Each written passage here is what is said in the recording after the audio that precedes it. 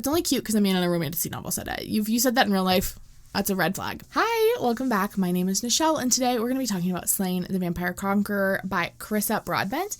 This novel is a novel in the Crowns of Nyaxia series, but it's also, like, sort of not. Like, it exists in the same world, and I feel like I read somewhere in the ether that Carissa wants us to have read this one before we read the second, or the next book in the series. So here we are, we're reading it. And honestly, I was, like, completely delighted and surprised. I expected it to be enjoyable. Like, I really enjoyed everything from Carissa that I've read, but I expected it to be, like, a little bit, like, cute and sweeter, like the novella that's in the series, which I'm forgetting the title of.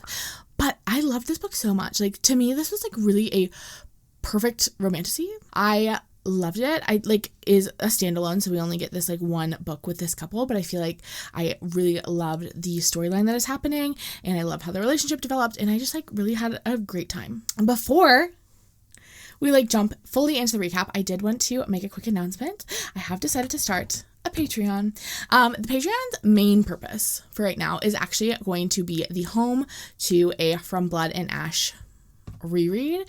So it is not going to be as in-depth at all as my, like, recaps are. There's going to be, like, no visuals. The videos are not going to be, like, 7 parts that are each 3 hours because we do not have time for that. We've got From Blood and Ash, the final book in the series, is coming out in about 10 weeks, and we have a lot of books to get through. So it's going to be about a book a week. Every Monday I'm going to be releasing a video. I haven't actually filmed one yet, so I'm not exactly sure, like, what it's going to look like, but I'm rereading right now, having a great time. I, like, forget every time that I reread that series how much I love it, how much, like, dopamine it just, like, truly does release in my brain to read From Blood and Ash. Yeah, I'm really excited to talk about it with you guys. I'm expecting the videos to be, like, an hour or two, talking about, like, some of the important points to remember from the book, as well as just, like, my thoughts on the series. So I'm really excited about that. So that'll be linked below if you're interested in that. Along with the From Blood and Ash recaps, my Patreon is also going to be home to a new monthly book club. I feel like everyone has a monthly book club on their Patreon, and I will be no different, because I just think it's, like, a fun way to read a book together. It's, like, more fun to read when you have someone to chit chat with. That's, like, why I started these books, or this YouTube channel to begin with, and I think this will be a place where I can, like, more readily read books that are, like, coming out as they come out. And so the July, like, book club pick is going to be a little weird because you only have half a month, but the book club pick is going to be available for everyone, whether you are, like, paid member or a free member. It'll be The Songbird and the Heart of Stone, which is the book that I have recaps coming out on next week and the week after to prepare for the latest release from Carissa Broadbent. For July, we're doing the book club, like, slightly differently than I think we will in the future, but up on the Patreon right now, totally free for anyone who wants to go over there. If these are not full recaps at all, these are just, like, my first impressions. What I did is I recorded myself after every, like, couple of chapters or so with, like, my initial impressions. So it is, like, very casual, very, like, chatty. It's like you're reading the book alongside me. Like, if we were sitting, this is what I want us to imagine. If we were buddy reading and I just, like, kept sending you, like, voice memos to, like, explain my thoughts on, like, the chapters we just read. That's what's happening. That's the vibes. Feel free, if you're reading it right now, to, like, leave your thoughts in the comments of those, like, sections. Anyway, I think going forward into future months, we'll have, like, a similar sort of setup, but maybe, like, less chunks. And I also want it to be open for you guys to kind of, like, help me decide what I'm going to be reading. And so I'm going to have the poll up for paid members to help me decide what my August book club book will be. Yay, I'm really excited about it. I think it's going to be super fun, but that's not why we're really here today. We're here today to talk about the Vampire Conqueror, Slaying the Vampire Conqueror. All right, let's introduce, like, our big main character girly. We are reading from the perspective of Sylina Sarthothian? No, Sylina. And she is part of this, like, religious acolyte community for the god Acacia, and they are called the Archessans, and they are blindfolded, and they, like, lose their eyesight as, like, part of the process of becoming one of these acolytes. You do it when you're, like, a very young child. They, like, cut your eyeballs out of your head, I think, essentially.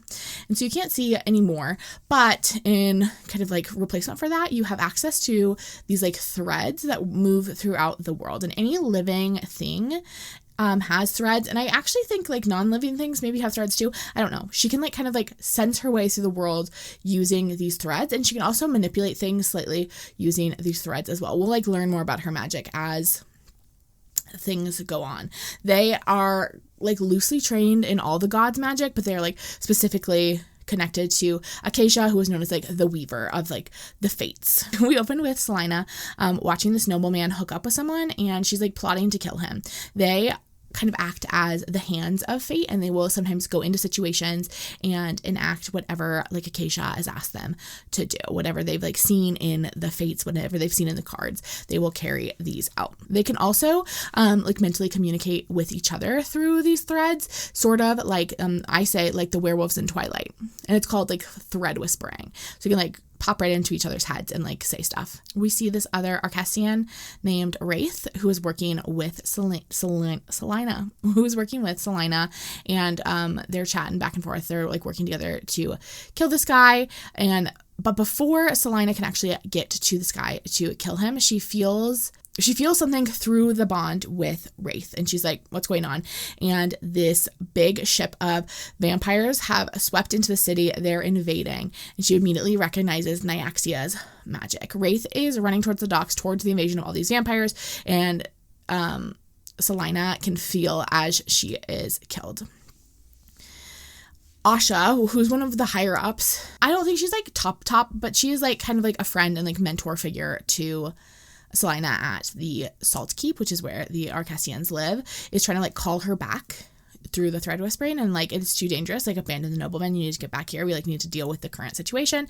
But Sylina is like very close to the ships, and she can sense the leader of the vampires, and although she cannot see him, she can like sense his appearance, and he's got like big giant horns coming out of the side of his head, and she's like, that's interesting, that's like not a typical vampire feature. And she can sense his thread, and she thinks she might even be close enough where she could sneak up on him and kill him, even though like again, through the threads, they're urging her to go home. It's too dangerous.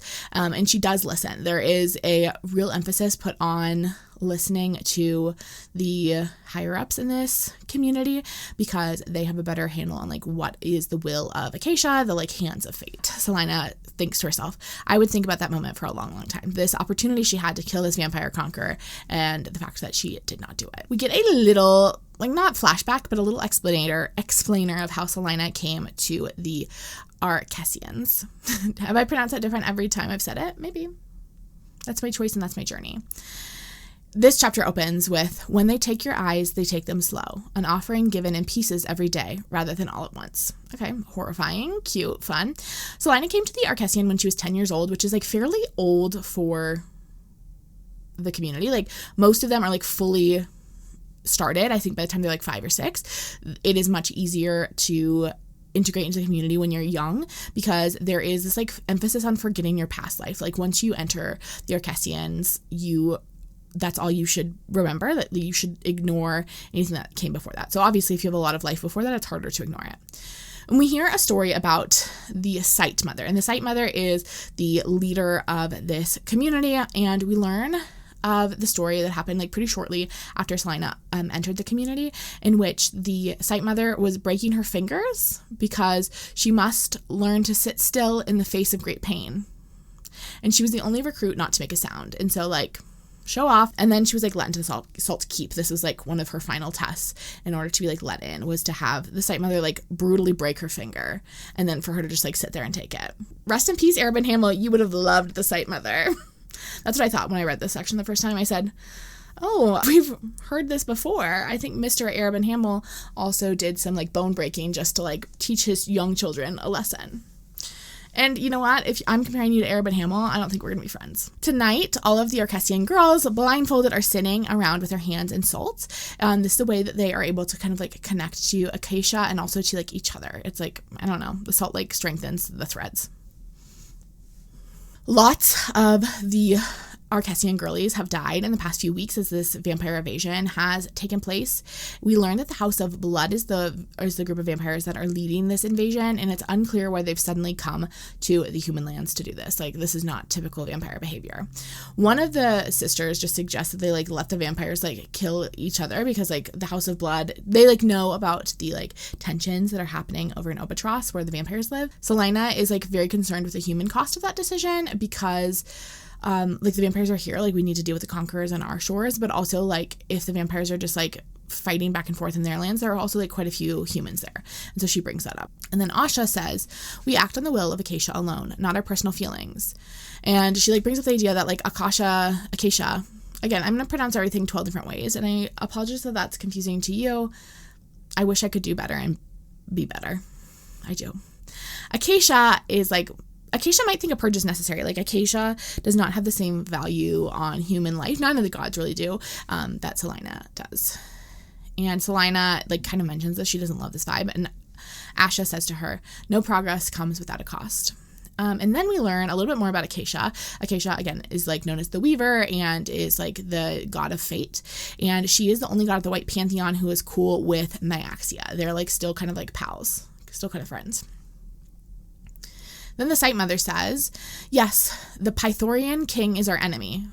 The Pythora King.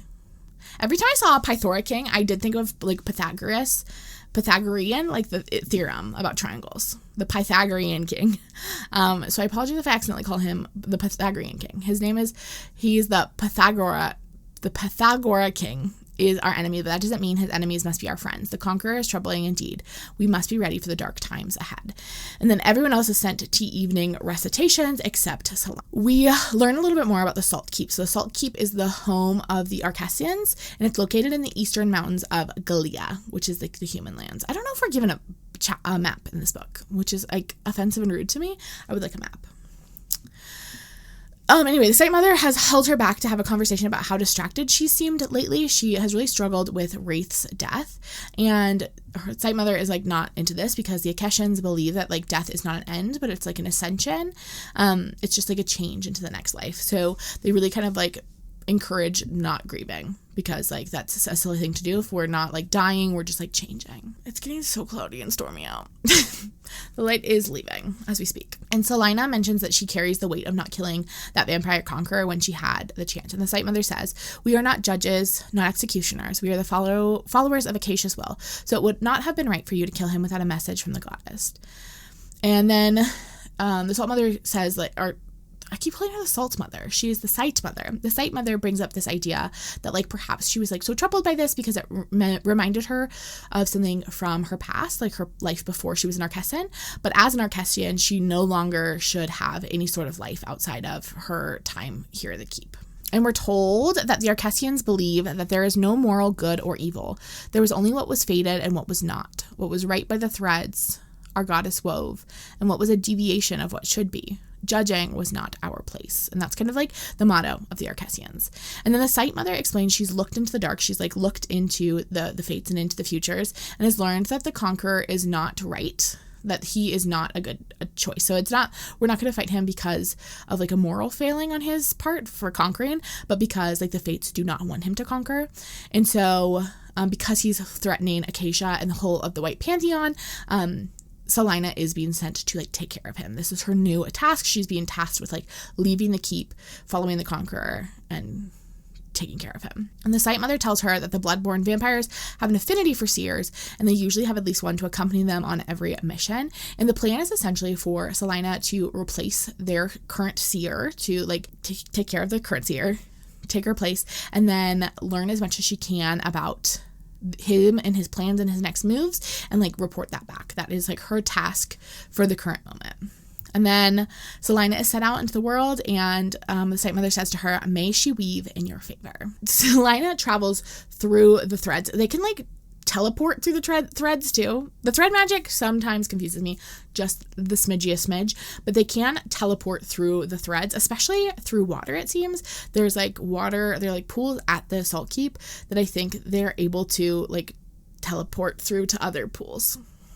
Sylina travels through these pools to a place only a few miles north of their last target, to kind of like where the vampire horde has been headed, and she finds their encampment with thousands of vampires and sneaks closer to try to like kind of assess things, figure out what she should be doing next. And she spots again the leader of the vampires, and he looks at her but then goes right back to his tent. He doesn't like see her. Or maybe he does, but he doesn't like do anything. It takes 2 days for her, kind of like sneaking around, for her to find their seer, who is an older woman in her like late 60s. The seer is like down by the river, and Sylina comes for her, and the woman turns around and is like, I can see you. I'm not blind. And Sylina says, does it matter? And the seer says, probably not. Funny how I spent my entire life peering into the future, and I never thought that my end would come at the hands of one of your cultists. Well, I'm not one to fight fate, but I will fight you. They fight for a little bit, but Sylina's like pretty easily able to overtake her. But before she kills the woman, she asks her, why are you helping him? Meaning like the vampire conqueror. And the seer says, you think that you're a child of a god. You'd think that the child of a goddess would understand that the world looks awfully different depending on where you stand. Or maybe they took your eyes so you wouldn't see that. Okay, that's kind of rude. And then Sylina slits the woman's throat. It takes the vampires like a couple days before they realize that their seer is gone, and they like search for a few days. The leader, the vampire conqueror, the main guy, he is like getting annoyed because the crew is like getting anxious, but they like really do need to move on, but they like really would like their seer back, and it's time for them to go to their next location, but they like really feel like they can't leave without her. And when their desperation seems to be like totally at a peak, Sylina heads to the closest town and gets herself a drink at the bar and makes sure she is like spotted when soldiers come into the bar. She thinks to herself, most of the time, my unusual appearance made things more difficult. I was, of course, happy to offer my goddess my eyes.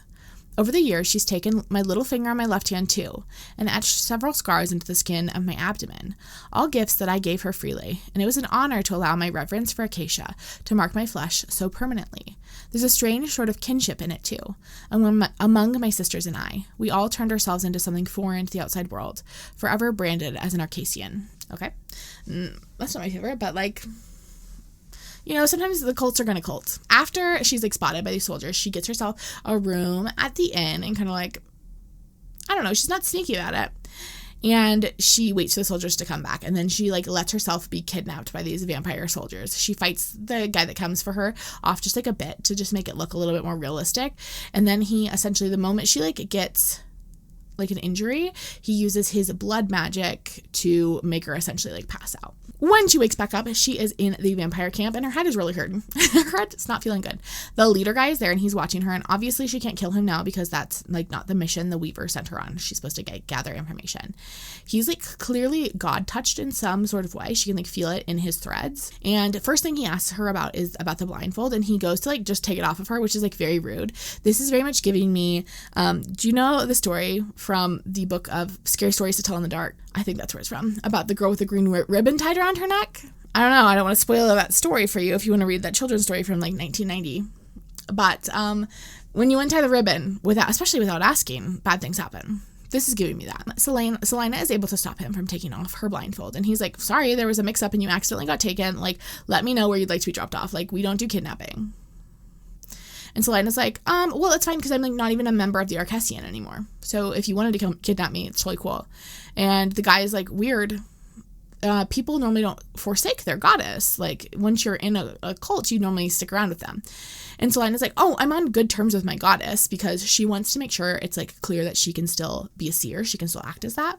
But the Archellan demand sacrifices and take them without asking. So I'm on the run. And the man's like, okay, well, you didn't run very far. You're still in Gallia. One would think to leave the country. And Sylina's like, I can't. You've invaded and now there's no ships leaving. So thanks for that. And the man is like, oh, so you need protection against the Archellan. And Sylina says yes. And then he essentially offers to either have her become their seer or kill her. A minute ago, she was going to be able to be let go, but now murder is on the table. And Sylina's like, why would I accept your offer? It's clear that you're just going to like kill me when you're done with me. And the man is like, no, we won't. And I don't lie. And then he says, she like, I think talks to him and is like, doesn't believe him, but he like is very firm on this. And then he says to her, I have a soft spot for caged birds. Okay. That's only cute because I'm in a romantic novel said it. You said that in real life. That's a red flag. Sylina is given her own tent. She is chained up inside of it, although she has like enough slack to like fully like move around her room. She uses her threads to learn more about the camp, and we very quickly kind of learn that Sylina struggles if she's in crowded spaces because there's just like so many threads. It's very easy to kind of get lost. And she's like pretty deep into the camp, like looking through these bits of information. And she's thinking about this time when a younger Archellan came up to her after her eyeballs had been removed and asked her when it had stopped hurting. And Sylina said to them, "One day the pain won't matter anymore, and the power it grants you will matter immensely." This is like a kind of a constant idea of the Archellan, which is that like pain is like a necessary ingredient in power and in living like a meaningful life. She, while looking around the camp, kind of gathers that the vampires are like hungry and tired, but in general, like pretty satisfied with their work and like resolved to keep moving and like pretty determined to like continue on their mission and seem pretty like unified in that. And then a soldier comes in and interrupts her, and it is like very dangerous for her to be interrupted like that when she is thread walking. If she had been any deeper, like it could have killed her. It's like very hard for her to come like back into her body when she's like out in the threads like that. This guy brought her dinner. He brought her a cooked turkey leg, and he explains that he is in charge of keeping an eye on her until she is sure that she won't run away. And his name is Archellan. And we also learn that Atrius is the leader of the vampire. Atrius and Archellan, they sound very similar. I'm going to call Archellan Eric. Is that okay with you? I hope so. We've got Atrius and Eric. And Eric is the guy that is like assigned to just like keep an eye on her and make sure she doesn't run away. And then Atrius is like the leader guy of the vampires. She tries to ask some questions about like why they're here, what they're doing, but Eric just gives her nothing. And he spends the next several hours guarding her from outside of her tent while Sylina goes to sleep. When she wakes up, Atrius is in her tent with her. He unlocks her shackles and then starts touching her legs, but he promises he's not up to something. She's like feeling a little uncomfortable with the level of leg touching that's happening. And he says he prefers his partner's willing. Okay, great. We love that. Slay on, I guess. But it means she's like very up close and personal with his horns, which are so weird and unlike anything she's ever like seen before through the threads. She's like trying to like suss them out, and she can't like quite figure out what's going on with them. Atrius leads her out into the camp, and Sylina can sense that hunger has, like, as soon as she walks out into the camp, that the vampires notice her and that they're hungry and they're like seeing her as food to some extent. And she has been warned to like never leave her tent alone. And it does seem like, you know, pretty solid advice. Atrius takes her to a lake not far from where she murdered the last seer. And they talk more about the deal between them. And Atrius is like, "I don't like forcing people. It's a bad way to earn a loyalty." And then Sylina says, "The Archellan will find me and you will not be able to protect me from them." And Atrius says, "I told you, Sylina, I do not lie. If I say it is true. If I say it, it is true. I protect my people. If you are one of mine, the Archellan will not touch you." And she like formally agrees to be his seer. Atrius's army is like preparing to leave and continue their conquering path to Alka, which is like a city to the north of them. It is not a super nice place. It is a super like dark, treacherous place that is very like spread out in this like difficult terrain, which makes it harder for them to conquer efficiently, which is why he requires a seer to like help him determine what the best path forward through this like treacherous situation would be. But Sylina is like a little confused because this is not how seers typically work. Like, seers get what they get and they don't throw a fit in terms of like what their visions are. You normally don't get to control specifically what they're going to be about. And Sylina like tries to explain this to Atrius, but he like does not budge. And then she sets up the ritual to Acacia for like seeing for Acacia. And she like, Acacia's ritual is like very formal because she really values like ritual. And there's like, they have to build like a fire on the beach, and then they throw in chunks of all the elements of earth, and then they need a blood sacrifice. And Atrius is like, "Oh, I'll grab something for you." And Sylina is like, "I can do it." And she shoots a rabbit. Gets it with her thread powers. Nice. And with that, she like chucks the rabbit into the fire, says a little prayer, and is plunged into darkness. First thing she sees are Alka's cliffs, and she's like, "Okay, Weaver, I need more from you." And she sees a moon, flowers, like all these like symbols, and she's like, "Okay, show me something more, Weaver." And the Weaver says, "You are not looking in the right direction." This is like pretty notable because normally you don't actually hear the Weaver's voice in a vision, but like clearly this is important enough for like the Weaver to show up. It's cold and it's getting colder, which is like weird because Alka is like notoriously like quite a warm location. So it's confusing. We also see an eclipse happening, and Atrius is framed. Then we see Atrius like up on this like mountain hilltop, and the crescent moon is behind him, and it's Atrius and this other man wearing a little crown, and a goddess is standing in front of them. It's like Nyaxia. Nyaxia is standing before these two men, and Sylina gets like stuck. She can't move. She is like terrified of the goddess as she like rises into the sky laughing.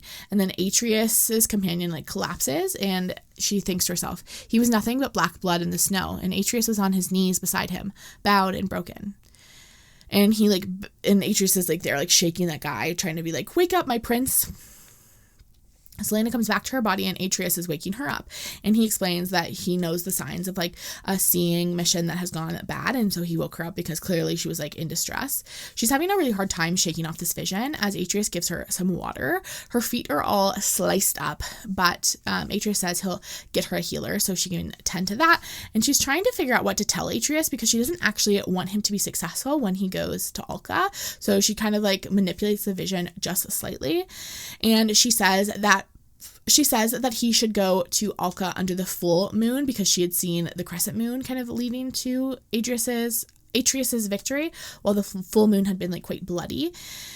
And then she tells him the rest of her vision as she saw it without changing any of the details, even drawing like a little map for him. But he knows that it wouldn't have been enough to like cause her to be like writhing around on the ground like she was. And so she explains what she had seen with the scene with the younger Atrius and the prince and Nyaxia. Atrius kind of cuts her off as she's explaining this like dream that she saw with Nyaxia and the prince, and he says, that's enough, never do that again, do not see her about me. And she's like, okay, that's again not how it works. They're back at camp. Eric asks about her feet, which Atrius had sent a healer for, and she'd been like wrapped up and she was like feeling a lot better, but like, you know, still her feet are hurting. The healers are vampire healers, and so they know how to like heal vampires, and they're like pretty good with humans, but like it's not their specialty. And then Eric says, stay close to me, he'll have my head if one of them gets their hands on you. And Sylina curses, and Erica is shocked by it. They like are becoming like fast friends. I love the banter between them.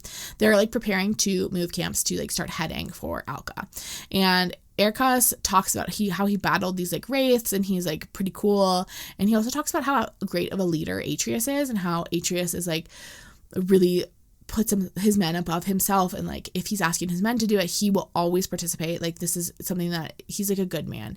He also mentions that like the House of Blood is like looked down in Obatros, like this is kind of like the lesser of the three houses. And then she is watching Atrius shirtlessly pack, and Eric says, didn't realize blind folded ladies could still be lecherous. Love that for them.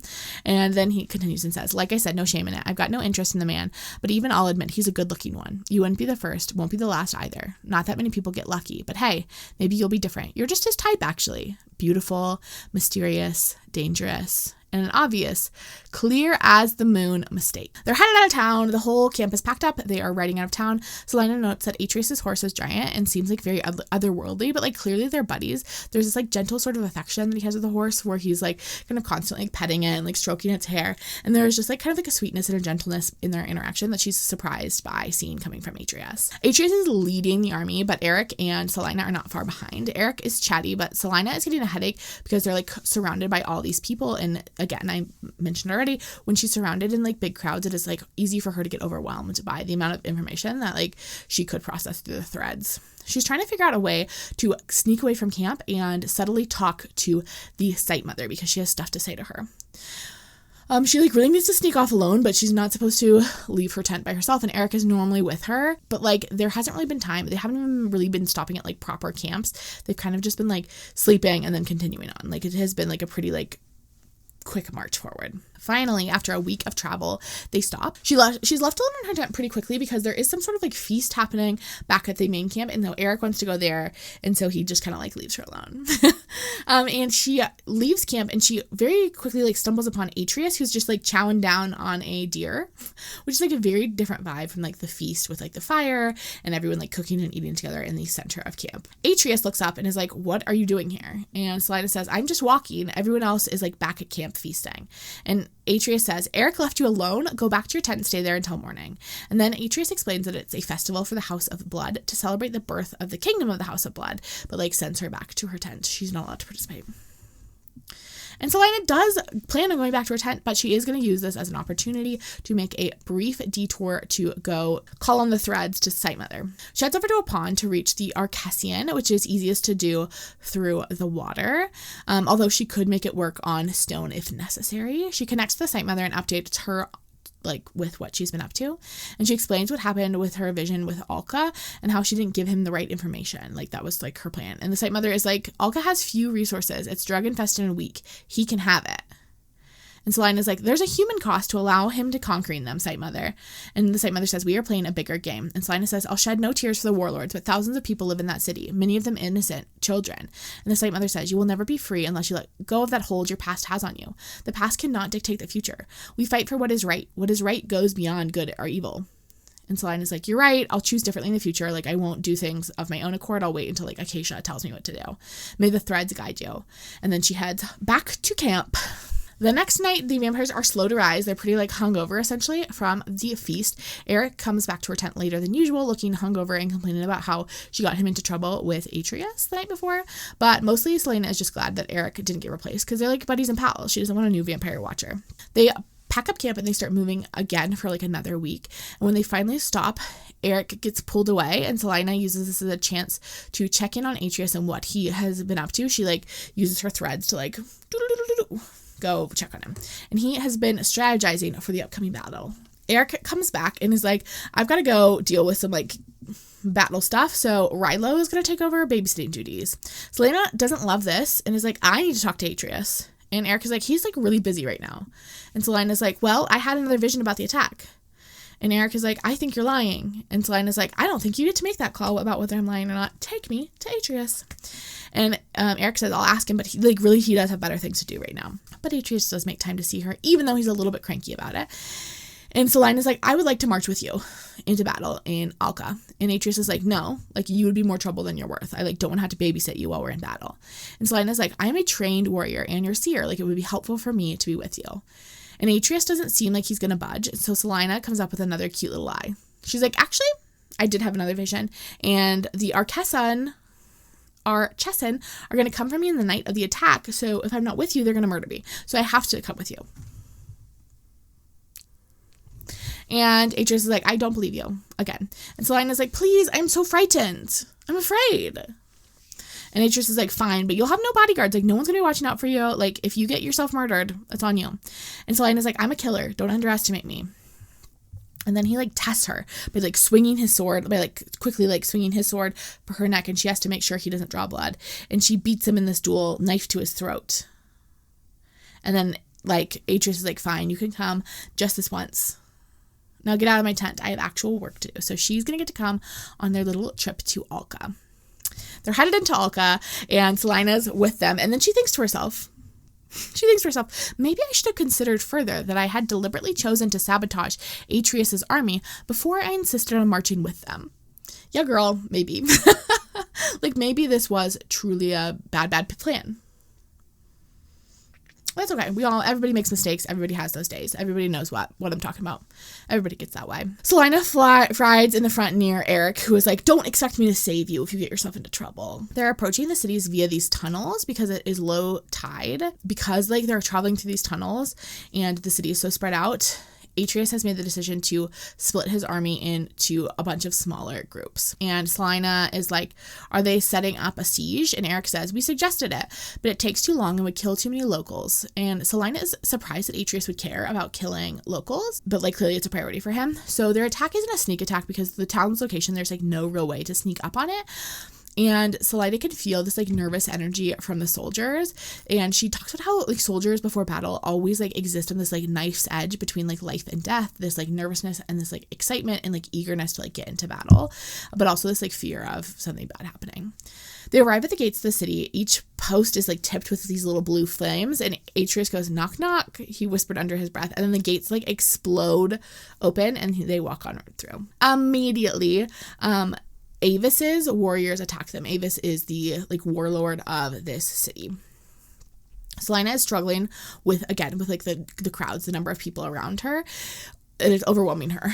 And Atrius says to her, like, stay with me. And so Sylina does. He's really good at fighting people, and they get through like this first wave of warriors. There's a break in the crowds, but Sylina senses like another group of people up ahead. Atrius is ready to fight them off. But then Sylina looks closer and realizes that the people aren't soldiers, but it's just like really like a mob of innocent people. And she conveys this to Atrius. They're immediately surrounded by the wall of bodies, and Atrius has to like pull her out of the way, and then he commands his men not to kill anyone, and then it's just like this crowd of people just like rush past. Atrius asks how much further to the palace. She sends out her threats and realizes there's no one ahead for like a very long time. Like the rest of the tunnels and city is empty. And she like is like, that's so weird, until she realizes that the tides are coming in very quickly and they are going to wash them away. As the tides come in, Sylina flashes back to a memory of being 6 years old and being like drowned by a man. Back in the present, the tunnels are flooding and she's having trouble like kind of coming back to herself and centering herself. She's like having trouble orienting herself. Atrius grabs her, but she like slips out of his grip, and he tries to grab her again, but this time he just like manages to like cut her. But it wasn't an accident. He actually wanted to slice her just a little bit because then he could use his blood magic to pull her to him. And Atrius says to her, I saved your life, now save theirs, meaning like all of his men who are drowning in these tunnels. And Sylina doesn't really know what she's supposed to do. She doesn't have water magic like some of the other sisters, but she's able to like channel her magic enough to make a hole in the ceiling above them that they're able to like crawl out through. He pushes her up into that hole first, but then he like turns back to his men and is trying to help rescue them. And Sylina decides that like she is going to help him as well. And she is like thread walking to the men, which is like essentially like teleporting to them, grabbing them, bringing them back to the hole so Atrius can lift them up and out. Atrius tries to stop her as she heads out for the last man because she's like shaking. She's like clearly exhausted herself, but she refuses. She gets to this last one who is a woman warrior, but she gets like lost in the water. Like she's too tired. She can't figure out which way she needs to go. But then she looks for Atrius's thread. It's like very clear and distinct to her. She's able to grab onto it and make it back to him. She's like pretty badly injured and tired, but now that all the men are there, they continue onward through the tunnels. Like there's no point in going back. Like they're still going to attack Alka. As they get up ahead, they are met with another wave of Avis's soldiers, but they continue on and finally make it to the end of the tunnels. There is a castle up ahead. Avis's men uses civilians as human shields as the vampire forces approach, and Sylina can feel their terror and knows that there's nothing that she can really do to save them. We learn more and more as we spend time kind of traveling through Gallia, that this whole town is kind of led by these warlords that like really do not care about the common people, and this is like a common situation that we'll see in various iterations through these various cities, that things are like really bleak. They get to the castle, and Sylina confirms for Atrius that while there are many warriors in the castle, there are not too many for them to kill. So they head inside. The Archellan were not supposed to feel extreme emotions: infatuation, elation, terror, hatred. These things clouded our minds. They made it impossible to be impartial. Archellan were encouraged to be passionate, of course, passionate for our weaver, our sisters, our pursuit of righteousness. But our passion was a steady love, deep and calm like the sea on a clear night. We were told that there was nothing more dangerous than a storm. My darkest secret was that I had always struggled with this. Atrius and Sylina enter the castle alone, knowing that his men will kind of like follow as soon as they can. The inside is gross. It's like garishly decorated, but everything is stained with bodily fluids. Gross, yucky. As they fight through all of these men in the castle, Sylina allows herself to be in the present and finds she like quite likes fighting alongside Atrius. There is this like passionate kind of push forward and this like way that they're able to like work so seamlessly together. She's really enjoying it. They reach Avis at the top of one of the towers, the warlord of this town, and he is repulsive, she says. His thread is full of desire and anger and pain and selfishness. Avis goes to slit his own throat, but as soon as there's a trickle of blood, Atrius uses his blood magic to pull Avis towards him. And Atrius rips out Avis's throat with his teeth. Okay, very vampire of him. All the other warriors have finally caught up to them, and they're watching this unfold, and they are watching as if this is like some sort of like religious experience,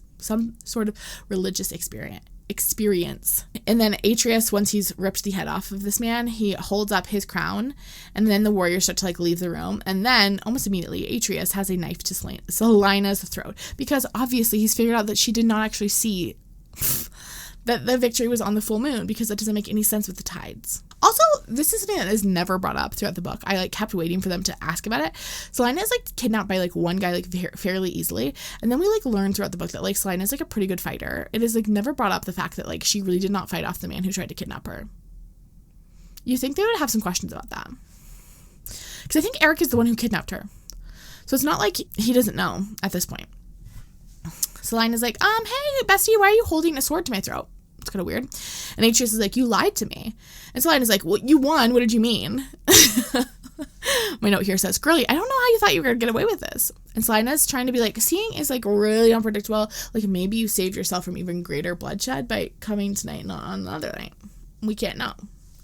And Atrius does not buy it, and he's going to kill her. So Sylina goes searching for like a little nugget of information to stop him. And Sylina says, I know about the prophecy. And Atrius goes, what are you talking about? Sylina says, I will tell you if you promise not to kill me, or at the very least, lower your sword. She's like, okay. He lowers the sword, and she says, okay, I don't know much, except that it exists. I know you have a greater mission. I can't offer you the specifics, not without your cooperation. And he, like, seems unsure. And she's like, okay, but, like, think about it. What benefit do I have in lying to you, Atrius? Either you kill me, or the Archellan will. To be honest, I would prefer you do it. My toe nudged one of the bodies on the ground. At least you'd be swift about it. And Atrius says, only sometimes. And Sylina says, I could thread walk again. Find out more about that prophecy for you. And Atrius is like, no. And then he sends her back with Eric. Sylina goes back to chill with Eric while Atrius goes to secure his hold on Alka. He like plans to like pretty quickly address the people. He's tried to minimize civilian casualties because Atrius doesn't think he can rule this kingdom while eating all of its subjects, which like fair enough. And Sylina hadn't realized that Atrius's goal was to like rule Gallia as like actually govern it. She like thought he wanted to conquer it, maybe like steal some stuff and then like peace out, but like it seems like he really like plans to like rule over this kingdom. And this is addressed to the people of Alka. Your king is dead. I claim this city-state in the name of the House of Blood of Obatros, in the name of our dark mother Nyaxia. You may be frightened for your lives and those of your families. Do not be. We will not harm you.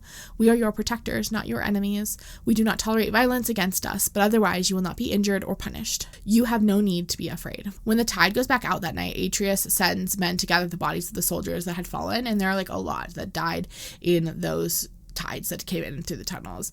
And that night they have a memorial of sorts for the men, and they like wrap the bodies and lay them out all out on the shore, and Sylina is there, and all she can read in Atrius's emotions is just this like deep sadness. And honestly, she's feeling like pretty bad about it. She's like, man, that was kind of rotten of me to have everybody murdered. And when dawn is about to break the horizon, he is the last one there, kneeling by the flames. They set the bodies all on fire, and he's the last one there, kneeling by the flames. The next night, Sylina is called by Atrius and warned by Eric that Atrius is in a really bad mood, so watch out. Sylina tried to change out of her little nightgown. She's in a little nightgown that she found somewhere in the palace in Alka. And Eric is like, no, he needs to see you right now. You don't have time to change. She gets to Atrius' room, and he's like, what the hell are you wearing? She probably should have changed. And Sylina says, I didn't want to keep you waiting as I changed. And Atrius is like, close the door. He's also shirtless. They're both scantily clad. And Atrius is like, you look ridiculous. Don't let any of the soldiers see you in that. And she starts kind of like looking through his threads, and she's realized that there's something like noxious pulsing in his aura. Like something has like weird in his threads. And Atrius says to her, I hear that some of the Archellan can use the power of acacia to heal. Can you? And Sylina says, no, I cannot.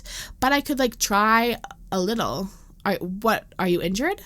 And Atrius says, it's an old injury, but trying isn't good enough. Dozens of my men are dead because of your mistakes. Maybe your abilities aren't good enough. And Sylina's like, well, okay, maybe you should have kidnapped a better seer. I did not ask to come help your band of monsters. And Atrius is like, what a sacrifice you're making.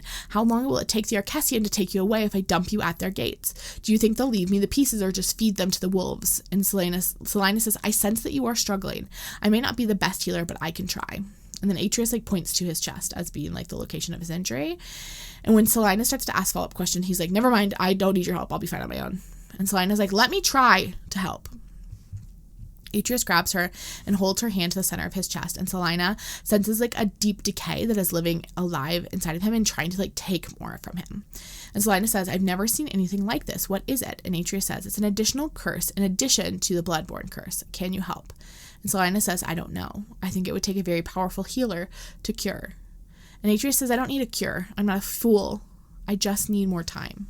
And Sylina says, I'll try. Obviously, the only way she can sit is in his lap. He's like holding onto her hips, keeping her steady, while she is actively sitting in his lap. I feel like this is like a common position people have to take when they're healing people in these books. And it's weird because like I've never gone to the doctor and they've had to sit in my lap to heal me. This is the only thing that happens in a romantasy novel. And you know what? Never stop. I'm not mad at it. It just is a little silly sometimes. She starts digging around in the threads and starts like pulling at the darkness inside of him. Close enough. Welcome back, Irene Towers. Hi. How many Throne of Glass references will I make?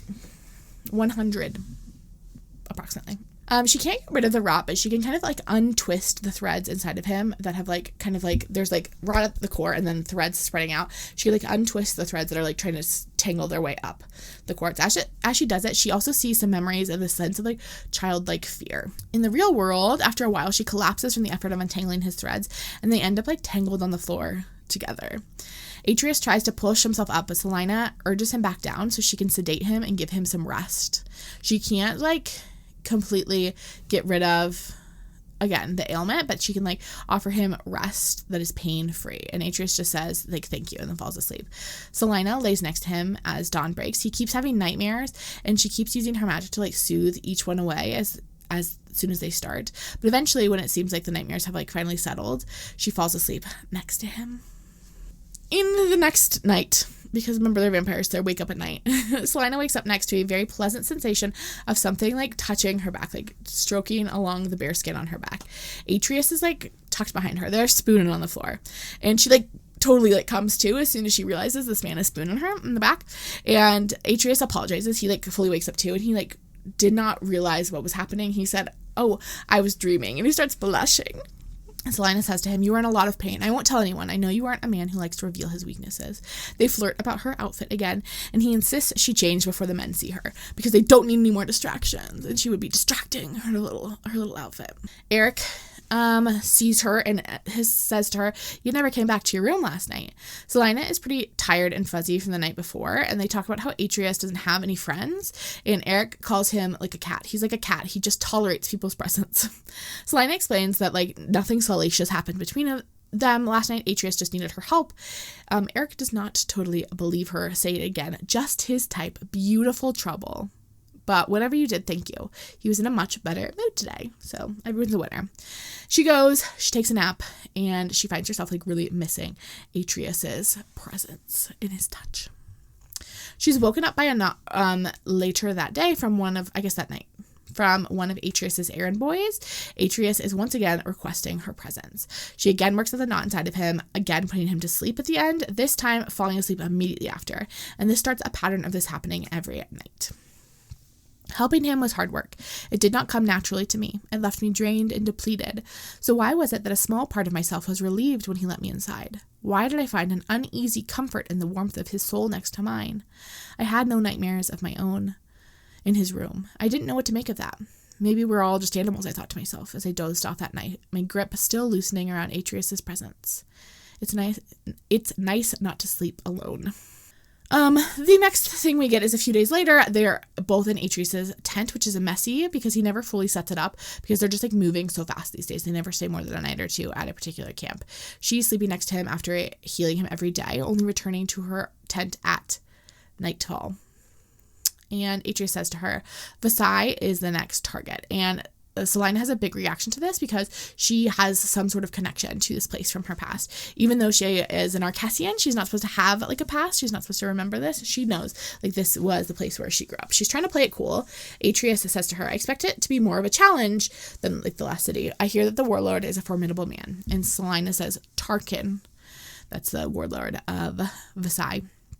And Atrius says, I'll need you to see her for me tonight. Also, are you okay? You're acting weird. And Sylina says, your men keep feeding me oranges. Protein would be nice. And she's just trying to make an excuse. And she's like, you guys are not even feeding me like real food. It's just like oranges for days. And of course I'm going to feel weird if all I'm eating is oranges. You'd feel weird too. And that night, she's a beautiful roasted quail presented to her at dinner time. Atrius meets her that night and they hike out to camp, and he asks her about the quail and she says it was delish. And then Atrius wants more information on Vasai. They prep the ritual, and then Sylina thread walks. This time when she thread walks, she ends up in water that is blood and she's drowning in it, which is, not a great sign. The threads are cutting into her palms. She's falling down. It is going much less smooth than last time. It's complete chaos around her. There is this blood that she's walking through that keeps rising up her legs as she walks. There's wind swirling around her, and Sylina is show me something, Weaver. And Weaver is perhaps you do not wish to see. The mist starts to thin, revealing just stacks and stacks of bodies. And then down by her feet, she sees her sister's body. And her sister says to her, it's going to be all right. And Sylina says to the Weaver, I need the future, not the past. This is what had happened to her when she was young. And the Weaver says, the threads intersect. This is the nature of life. The past and the future intersect. And Sylina just sees bodies everywhere. The vampires are fighting while the humans crawl and beg around them. And then she sees this boy and girl walking together, and they are familiar. They just are looking straight ahead, and the boy says to the little girl, all right, just look straight ahead and don't look anywhere else unless I tell you to, all right? And Sylina thinks to herself, I thought I could do that. But then the girl looks at her with these bright blue eyes, and then the boy looks too, and he becomes an adult. But he's becomes ripped up and bleeding. And he says to her, Vivi. He chokes out and tries to stumble towards Sylina. Sylina tries to move away, but he grabs at her. Also, it is very cloudy, stormy looking outside, and my neighbors I can see have something drying on a clothesline outside. I'm concerned for them because the clouds look at any moment they could break open. Also, again, the lighting is evolving and changing throughout this whole video because the clouds be rolling in. But this is when we're filming. I feel it's kind of atmospheric, very vampire moody, right? Say yeah. Sylina comes back into her body. She feels she's drowning in blood. She's coughing. Someone is calling her name. Atrius is holding on to her, urging her to drink something. She again has a bad thread walking experience. She's vomiting. He does hold her hair for her as she throws up, which is, top tier move. And Atrius is still holding her up as he says to her, you're shaking. And Sylina says, I'm fine. And Atrius is what did you see? Sylina doesn't want to talk about the specifics because they're too connected to her past, but she just says to him, it's going to be bloody. There will be steep losses if you attack Vasai. Lots of blood will be spilled. And Atrius is so you saw our defeat. And Sylina explains that Tarkin is far worse than Avis as far as being willing to use civilians as human shields, and he has a large army because it's all slaves and a third of them are children. And Sylina said, you asked me to thread walk, and I did. And what I saw is that it is a bad idea to attack Vasai with pure brute force. That is all I can tell you. And Atrius is so did your vision say whether we would win or not? And Sylina can't bring herself to say it because they would win. They would win, but it would end with the slaughter of a lot of innocent people. And she just can't in good conscience be yeah, you're gonna win. You're gonna kill a bunch of people, but you would win. Especially because this is her hometown. And Atrius says to her, we would win. The bloodshed would be his. And Sylina says, you don't want to rule over a dead kingdom. I respect you for that. Your soldiers respect you for that. I've seen that since the moment I've arrived here. You can't win. You can win with your strength alone, but please, And Atrius says, I intend to avoid meaningless bloodshed, but I don't know what gave you the impression that I came here to avoid all of it. I'm here to win. To take what your king does not deserve. He took it by force, just as centuries of conquerors have before him. We evolve, but war is the same. It is not up to me to redefine. And Sylina is really no, you can't do this. It's going to be devastating. And Atrius is well, what am I supposed to do? I do need to take over the city. And how am I supposed to do that without an army? How am I supposed to take over a city-state without an army at my back? And Sylina says, you might recall that I was an assassin for 15 years. Then we get Sylina's plan. The next chapter opens with this idea of the Archellan teach that the desire for vengeance is for the weak, but Sylina Sylina can't say that she fully ascribes to that because she does have a desire to kill Tarkin, this warlord that rules over Vasai, because and then we kind of chat about the haps in Vasai. Because his army is so poorly trained, things are quite messy in Vasai. If they kill Tarkin, they'll be able to take over the city. There's not enough structure and organization to push back. So if they cut off the head of the snake, They're good to go. Atrius says, I'd be pretty stupid if I let our only seer go into the enemy's grip alone. Someone else will do it. And Sylina says, no way. Who else among your warriors can be an assassin? They aren't subtle enough. And Atrius says, I'll do it myself. And Sylina starts laughing because although Atrius is like quite deadly, he's not exactly subtle. Remember, he does have horns growing out of the side of his head, which is pretty notable. People would make note of that. And Atrius is like, well, you wear a blindfold. That's not subtle. You don't have eyeballs. That's kind of not subtle. And Sylina says, perhaps my appearance is unusual, but don't worry about me. I know how to kill quietly. And Atrius says, to think I let such a dangerous creature sleep beside me every night. And Sylina says, nor should you forget it. And Atrius says, fine, tell me your plan.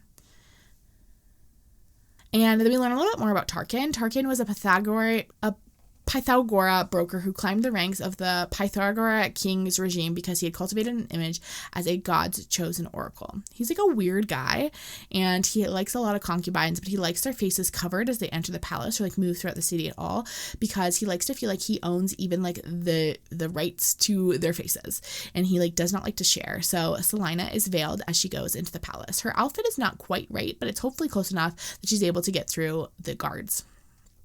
Atrius laughs when he sees her in this like get up that she's using to dress as a concubine, and he says to her, humans are so strange. Sylina heads into the city, and the path is just as she remembers it. She like feels frustrated with how much like kind of like PTSD she's having walking through these like familiar places from her childhood. She thinks to herself, this entire place smelled like death, like a corpse, a fresh one that still held some tragic trace of life ebbing away. Those memories did not belong to Sylina, I reminded myself. That rot did not belong to me. I could leave it on the skin of another little girl I left behind a long time ago. She's getting a headache from the crowd already. Then she reaches the Thorn Palace, which is the name that it has been given by Tarquin. It used to be like the Rose Palace, but then I believe he stuck weapons everywhere. And he likes to stab people. So now it's the Thorn Palace. One of the guards stops her at the first gate and asks her where her handler is as a concubine. And Sylina's like, oh, he's ill. That's why he's not here. The guard accepts this excuse and takes her inside. Again, we're told again and again that kind of the structure of Vasai is really messy, really disorganized. The guards kind of don't know what's happening. She's looking at the threads of everyone around her, and she's immediately able to pick out Tarquin's thread from the melee. She thinks to herself, he was a shard of glass and a pile of feathers. She's taken to a back staircase that will lead up to Tarquin's suite. She kills the guard that walks her up there easily because he's not expecting it, and then she drags that body to a nearby room and opens the window so Atrius can climb inside. And she's kind of impressed by how easily he climbs in the window. He must have been waiting, hanging from the window, because he's so Atrius says to her, do you know how hard it was to follow you? And Sylina says, you did not have to come. He let out a grunt that somehow managed to say, I did have to come, and you're insulting both of our intelligence by saying otherwise. They need to move quickly so the guard that has just been killed won't be noticed. And they're headed towards Tarkin, and then someone's coming down the hallway, and Atrius pushes her aside. They duck into this little alcove, his body covering her body, and they listen in as these two guards talk about sports as they walk down the hall. And then then Atrius and Slyna have an eyeball conversation. They do indeed, except she doesn't have eyeballs, so I don't know. They're talking without talking about whether it's safe to go now or whether they should wait. And they're nose to nose as this little non-conversation is happening. And Sylina tries to mentally explain, if you go out there and kill those boys now, then it starts the battle early. You better be ready to fight through the rest of them with me. And Atrius flicks her veil and says, I hate this thing. He mouths, and she's able to read his mouth through the threads. It's explained more clearly in the book. And then finally those boys move on. Atrius then acts as her handler. He's dressed as her handler, and they approach Tarquin's room, and they're talking to the guards that are right outside Tarquin's room.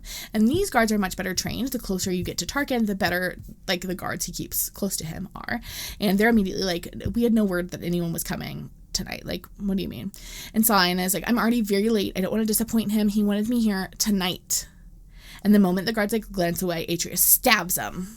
Atrius and Sylina work together to kill these guards outside of Tarquin's chambers, and they bust inside. There are guards sleeping on couches and floors all over, because even while he's sleeping, he keeps a lot of his guards close. They cut up these guards too, pretty quickly, pretty smoothly.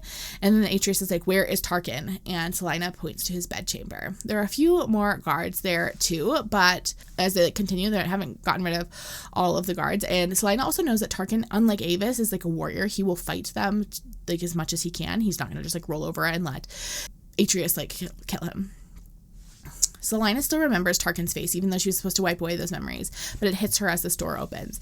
His, like, first guard lunges, and Atrius takes care of that guard quickly. Sylina is fighting with the second, but then something sparks in the back of her mind as she, like, recognizes this man, and her veil gets ripped off, and the guard says to her, "Vivi?"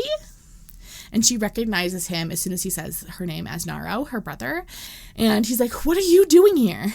And Atrius is meanwhile, like, fighting with Tarkin, and Sylina shifts her attention to Tarkin, using her, like, thread walking to get right behind him, but Tarkin is, like, pretty fast and elbows her in the ribs. Atrius could have killed Tarkin, but he, like, pulls him off and, like, holds him up so Sylina can be the one to slit his throat as, like, a gift, a little present for her. Then Naro tackles her to the ground as she goes to kill Tarkin, and Sylina's like, "Get off of me," and Naro is like, "You can't," and Sylina is trying to channel her inner Archellan because Sylina does not have a brother, but instead she just, like, knocks him on the head with the sword. She's unable to kill her brother, obviously. Tarkin is pinned to the wall by Atrius and tries to say something about his city, but Atrius doesn't give him the opportunity for last words and axes his head off. Okay, great, slay. Naro then kind of comes to, wakes up, tries to attack Atrius, slipping through Sylina's grip, and Atrius raises his axe, but Sylina screams no and, like, throws herself in front of her brother. And she uses her magic to sedate him through his threads. And Atrius is just staring at her, and she's not quite sure how she's going to explain why they needed to, like, save this one guard who clearly, like, was about to kill Atrius. But she just says to him, "Please." And Atrius says, "He's one of Tarkin's guards." And Sylina says again, "Please." And then her inner voice is trying to tell her, "You have no brother." The voice reminded me again, as if his death is the Weaver's will, then it is the Weaver's will. And yet, I couldn't. Atrius turns and chops off Tarkin's head with the axe, like, fully. He got him in the neck, dead. Now he chopped off his head and then turns to the balcony to claim his new city. Tarkin's city falls apart almost instantly. Atrius' soldiers kind of, like, sweeping in as soon as, like, word of Tarkin's death reaches them. Within days, Vasai was, like, completely under Atrius' rule. Atrius doesn't kill Naro. Naro has been unconscious for a couple days, though, at first from Sylina's magic, and then from withdrawal from the drugs that he has been kind of addicted to for the last several years. This is how Tarkin was able to, like, maintain control over his large army, was he got most of his soldiers addicted to this drug. Near dawn on the first night, Eric comes by, and Sylina realizes she's completely forgotten to go to Atrius that night, and Eric is like, "No, he said he didn't need you tonight." Eric brings her some food as she watches over her brother, and she's like, "I'm not hungry, I can't eat anything." And Eric is like, "You gotta eat something, because I'll be in trouble if you don't." And this, like, makes her heart hurt. She, like, is not used to being, like, cared for in this way. This is, like, so, like, sweet and caring, and she appreciates it. And Eric says to her, "I know we're different, vampires and humans, but there isn't one of us that doesn't know what this feels like. We're used to saying goodbye to our own, more than most vampires." This, like, recognition of, like, her grief, like, they don't know her connection to this man, but they know that, like, he obviously means something to her, and he is, like, very, very ill now. He just, like, wants her to know she's not alone in that sorrow. Naro finally wakes up the next day while the vampires are asleep, and she wishes she had eyes to see him with. She, like, can't see her brother. She can just see his threads, and she can see how damaged they are. Like, they're tattered. And Naro says to her, "Vivi, you joined them." And Sylina says, "You joined them." Like, both of them have kind of, like, turned their backs on, like, what they were as children. And Naro says, "I looked for you for so long." And then we kind of, like, hear the story of what happened to them. Their parents and sister were dead, and they had protected each other, like, through it all. He had saved her from a near drowning when she was 6 from a shopkeeper that had thought she was stealing, and she had saved him from a city guard who had tried to kill him. But after there was this, like, major attack on the city, and there was, like, explosions in their neighborhood, and he wasn't home at the time, and she had waited for him until a neighbor had literally tried to drag her away, and still she had stayed until an explosion, like, hit their house. And Naro explains that he had been injured in the attacks and been unable to get back home. He was stuck in the western quarter of the city for, like, several days. And Sylina had thought that her brother was dead for all of these years, and he's, like, completely appalled that she joined the Archellan. And Sylina says, "The Archellan are my family." And Naro says, "Family that takes your eyes? What about the vampires? Are they family too?" And Sylina's like, "Well, that's kind of complicated." And Naro says, "It's not complicated. You broke into the Thorn King's palace to murder him. And Sylina's like, "The Thorn King? What the hell are you doing calling him that after what he did to our home?" And Naro is so upset that that she killed that king, that he tries to like get up and like leave, and he falls down to the ground. She like lands pretty loudly, and she knows that someone must have heard, because then there are footsteps that approach, and she sedates Naro again and tries to get him back into bed. Atrius appears, and although Sylina is like, I've got him, he helps her lift her brother back into bed, and Atrius is like, come with me, we have business to discuss. They head to Atrius's bedroom, and Sylina apologizes for not healing Atrius over the last several days when she's been watching over her brother. And Atrius is just like, no big deal. Like, you clearly had stuff to work on. Atrius gives her a cup of tea because she's barely eaten or drank anything for the past few days. And Sylina says, you're keeping track, because he like makes note of the fact that she hasn't eaten or drank anything for the past few days. And Atrius says, it's impossible not to notice everything with you. Okay. So that's illegal romantasy hero stuff. Illegal romantasy hero stuff. Call the police. Atrius says, your brother. Like, not a question, but just like, I know who that man is. That is your brother. He looks like you, and he calls you Vivi. And Sylina says, my name before the Archellan, a long time ago. And she explains that she joined the Archellan fairly old, at 10 years old. And then Atrius is like, so you must have known Tarquin. And Sylina explains that she grew up in Vasai. She had never like directly met Tarquin, but she had seen him take over. And then she asked why Atrius offered her the kill shot on him. And Atrius said, I could see that you wanted it, and you deserved it. Humans may believe that vampires don't understand what powerlessness feels like, and for many, maybe that's true, but for those that follow me, do. But those who follow me do. We understand loss, and we know that it is the worst kind of powerlessness. Atrius explains that like the plan is to hang out in Vasai for like a week or two, and then they'll move on to Karisine. And Karisine is this well-fortified city that's gonna again be another challenge, but Atrius already has a plan. He explains that he has taken over an uninhabited island off the coast of Glea that now houses the families of all of his men, because his men are no longer welcome in Obatros, so he needed to find a new home for them, or he needs to figure out a way for them to return back to their own. And Sylina asks, why can't you return home? And Atrius just ignores the question. He says, okay, so on this island, I have my cousin, who is one of my generals, and he is going to be launching another offensive from that island. So we'll be able to attack them in both directions. Her men are going to roll in to support us from the sea under the cover of the mist. So we've got a plan already. Sylina notes that he's like in a lot of pain. And she's like, why didn't you send for me? And Atrius says, you were busy. And she says, I'm surprised that mattered to you. He says, it mattered. Your brother will be safe here for as long as he needs. And she says, thank you. Why are you helping him? And Atrius goes, because we lose the past so fast. We should cling to those who made us who we are. And because if the one I considered my brother was alive, I would want someone to do the same for him. And Sylina says, why do you want to conquer Glea? And Atrius says, because I am an evil, power-starved monster. And Sylina says, I don't believe you. I want the truth. And Atrius says, I can't give that to you. And Sylina says, because your people need a new home? And Atrius says, if only if it were that simple. Sylina's got her hand on his bare chest under his shirt. And she says to him, like, the past is devouring you. And Atrius says, so bold of you to talk to me that way. Do you think I don't see that the past is devouring you too? Okay, Carissa, cooking. Then they kiss. They kiss for a while. Sylina is loving it, but then she does touch Atrius's pants. Like, hand is going to the basement. And Atrius says, oh, that's enough. He cuts things short. He says, not tonight. And Sylina slips out of his lap, like, embarrassed. She's taken a vow of chastity as part of her, like, vows to the Acacian, but that could be broken if needed for Acacia. She, like, mentions that, like, the Sight Mother and, like, some other of the sisters have broken that vow in order to, like, get closer to, like, their marks. And Sylina is like, you're right, it's gotten late. Atrius grabs her wrist and says, 4 words in Obatron. And Sylina asks what it means, and Atrius just says, take care of your brother. Do we ever learn what those words mean? I don't know if we do. They might have kept that from us. Naro is getting worse. He's not getting better over the next couple of days. He's going through withdrawals of this drug called Pythora seed.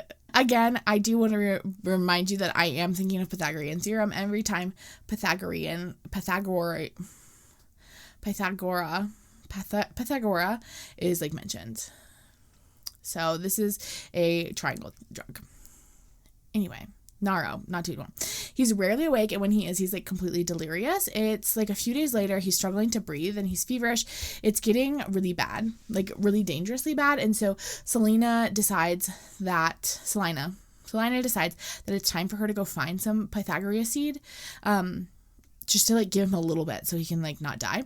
She searches the whole palace and can't find any, which doesn't make sense because, again, the whole reason that the king was able to like sustain his army is because he was feeding them Pythagoras seed all the time. And so she's just in this room and she's sobbing. She's like, my brother is going to die. And Atrius comes up behind her and passes her a small velvet pouch. He explains that he destroyed most of the Pythagoras seed that was remaining in the palace, but he kept the smallest amount to give people who will die without it. Even though he knows that even with it, they're not going to live long. And Sylina knows that Naro is going to die. The withdrawal would kill him, but the drug is also going to kill him. Like, it's like withdrawal will kill him quick and the drug will kill him a little slower.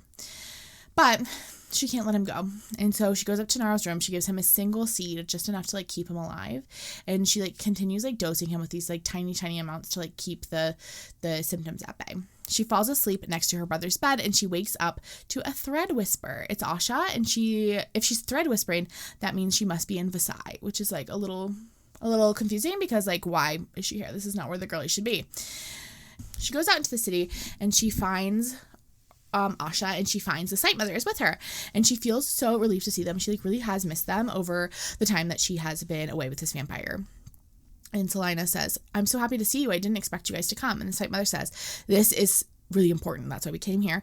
How are you, Sylina? It's been a long time. And the Sight Mother wants like an update about what she's learned about Atrius, and Sylina explains almost everything, but she hesitates when it comes to the island with the families because it feels like a secret that he'd shared just with her. It also doesn't seem to bear a lot of relevance to his like conquering task, even though, I mean, like technically he's bringing his cousin from there. And Sylina says, honestly, it like really seems like he cares a lot about human lives and he wants to rule this kingdom with like a way that seems like really a lot better than like the warlords. He seems to have like more respect for human lives than the Pythora King does. Perhaps he would be a good ally for us. And the Sight Mother is like, okay, sounds like you guys have gotten like super close over the last little bit. And Sylina's like, oh, well, isn't that what you told me to do? Like, I thought that was kind of my instructions. And the Sight Mother is like, so you want to crown a vampire king? And Sylina is like, he trusts me. He would be like guided by us. He respects the Archellan power. We could help him. And the Sight Mother is like, I told you, Acacia disapproves of this mission. Like, that's not what we're here to do. And Sylina is like, Atrius is a vampire, but but the Pythagorean king is a monster. How can the Weaver possibly? And the Sight Mother interrupts. Are you questioning her will? Oh, it seems like there's something else you want to tell me.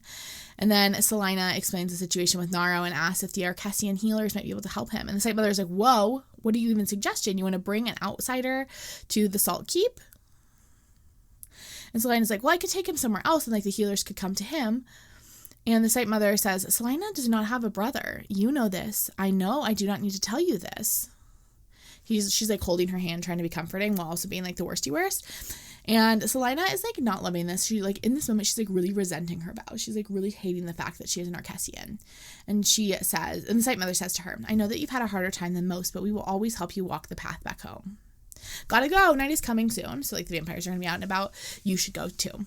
And she passes Sylina a blessed dagger, a dagger that should kill a vampire if she stabs him near his heart, and kind of explains that they've learned enough from her time with this vampire conqueror, and that the plan should be to let him go through Karisine, the next city that they are planning to go to, and then kill him whenever she can safely, and then return back to the Salt Keep. Her mission almost through. Sylina is walking back to the Thorn Palace thinking about how she doesn't really want to kill Atrius. They've become quite close. He is waiting for her in her rooms and to let her know that her brother has woken up while she was gone. And he offers to let her brother come with them when they head to Karisine, and lets her know that he has made arrangements to make it possible in his current condition. Or he could stay here, and he says there are vampire healers that know how to deal with addiction. Apparently there's a similar substance that works similarly in vampires, and he offers to let these vampire healers work on Naro in like a similar fashion. Like, it might not work exactly the same because he's human, but like it might help. And Atrius says, my people have learned to fight for the impossible. We wouldn't survive otherwise. Sylina goes then to check on her brother, and he won't even look at her. And Sylina's like, why won't you even look at me when I'm the one who is trying to save your life? And Naro says, no, Viv, I don't. Why would I want to look at you and see what you've done to yourself? Because I wasn't there to protect you. And Sylina says, you thought I was dead for 16 years. Is this really worse? Also, I'm not here refusing to look at you, even though every time I do, all I see is the decaying corpse of a person that you've become. And they like kind of fight back and forth about like what is worse, him becoming this drug addict that worked for this king that like destroyed their lives, or her joining this like cult. And Sylina starts to like see the similarities in their situation and how they're both kind of like being controlled and how maybe like both of them are in a bad spot. Or she says in the end, right now I'm the one saving you. And then she kind of explains that she's planning to leave with the vampires tonight, but that he's going to stay back and work with some vampire healers that are going to try to come and save him. Noah doesn't respond until Sylina says his name. And Sylina thinks to herself, I love you. I wanted to say it. I should. Even if my petty spite clawed the words back, we used to say them to each other all the time as children. Casual affection, when our love for each other was the only constant in our life of uncertainty. Instead, I said, please let them help you. And Naro says, I will. Okay. Gorgeous. They leave that very night on their journey to Karisine. The journey is uneventful to the point that it feels almost strange. At this point, the Pythora King should have started an offensive, and it's weird that he hasn't sent any of his soldiers to like deal with these vampire forces yet. Come daybreak, she heads to Atrius's tent, even though he didn't call for her. She's in her little nightgown again, and she likes the way it feels when he looks at her. She couldn't bring the dagger because it would show up under the dress, so she just has to come daggerless to Atrius. She kneels down in front of him and touches his chest and can immediately tell that he's in a lot of pain because it's been a week since she last helped him with his curse. And Atrius says, you don't have to help me. It's like not an order. And Sylina says, I know I want to. Atrius let me work, undoing as much of the damage of his curse in the last week as I could. And then together we drifted to sleep. I kept my hand to his chest, and this time I let him pull me into an embrace. Our bodies curled around each other, his aura and his body enveloping me like a cocoon. I had to keep his trust, I told myself. It was important to maintain that for when the time came, but I was not thinking about plans or daggers or wars when I fell asleep in Atrius's arms. I was thinking of the only words I said to him, but felt in my own heart. It's been a week. You're hurting. It had been. I was. But now, for the first time in 8 days, I finally slept. I love this so much. I think like romantic tension-laced bed sharing, like before they've like consummated their relationship, but they're sleeping in the same bed for whatever reason. We've got one room at the end. They're like worried the other one has nightmares. They like are like keeping an eye on each other because like one of them's like a prisoner. If you are sharing a bed and we haven't, we've like barely kissed. This is gonna be my favorite every single time. I think it's the Twilight girl in me, like who like harkens back to like the Edward Cullen watching you sleep sort of situation.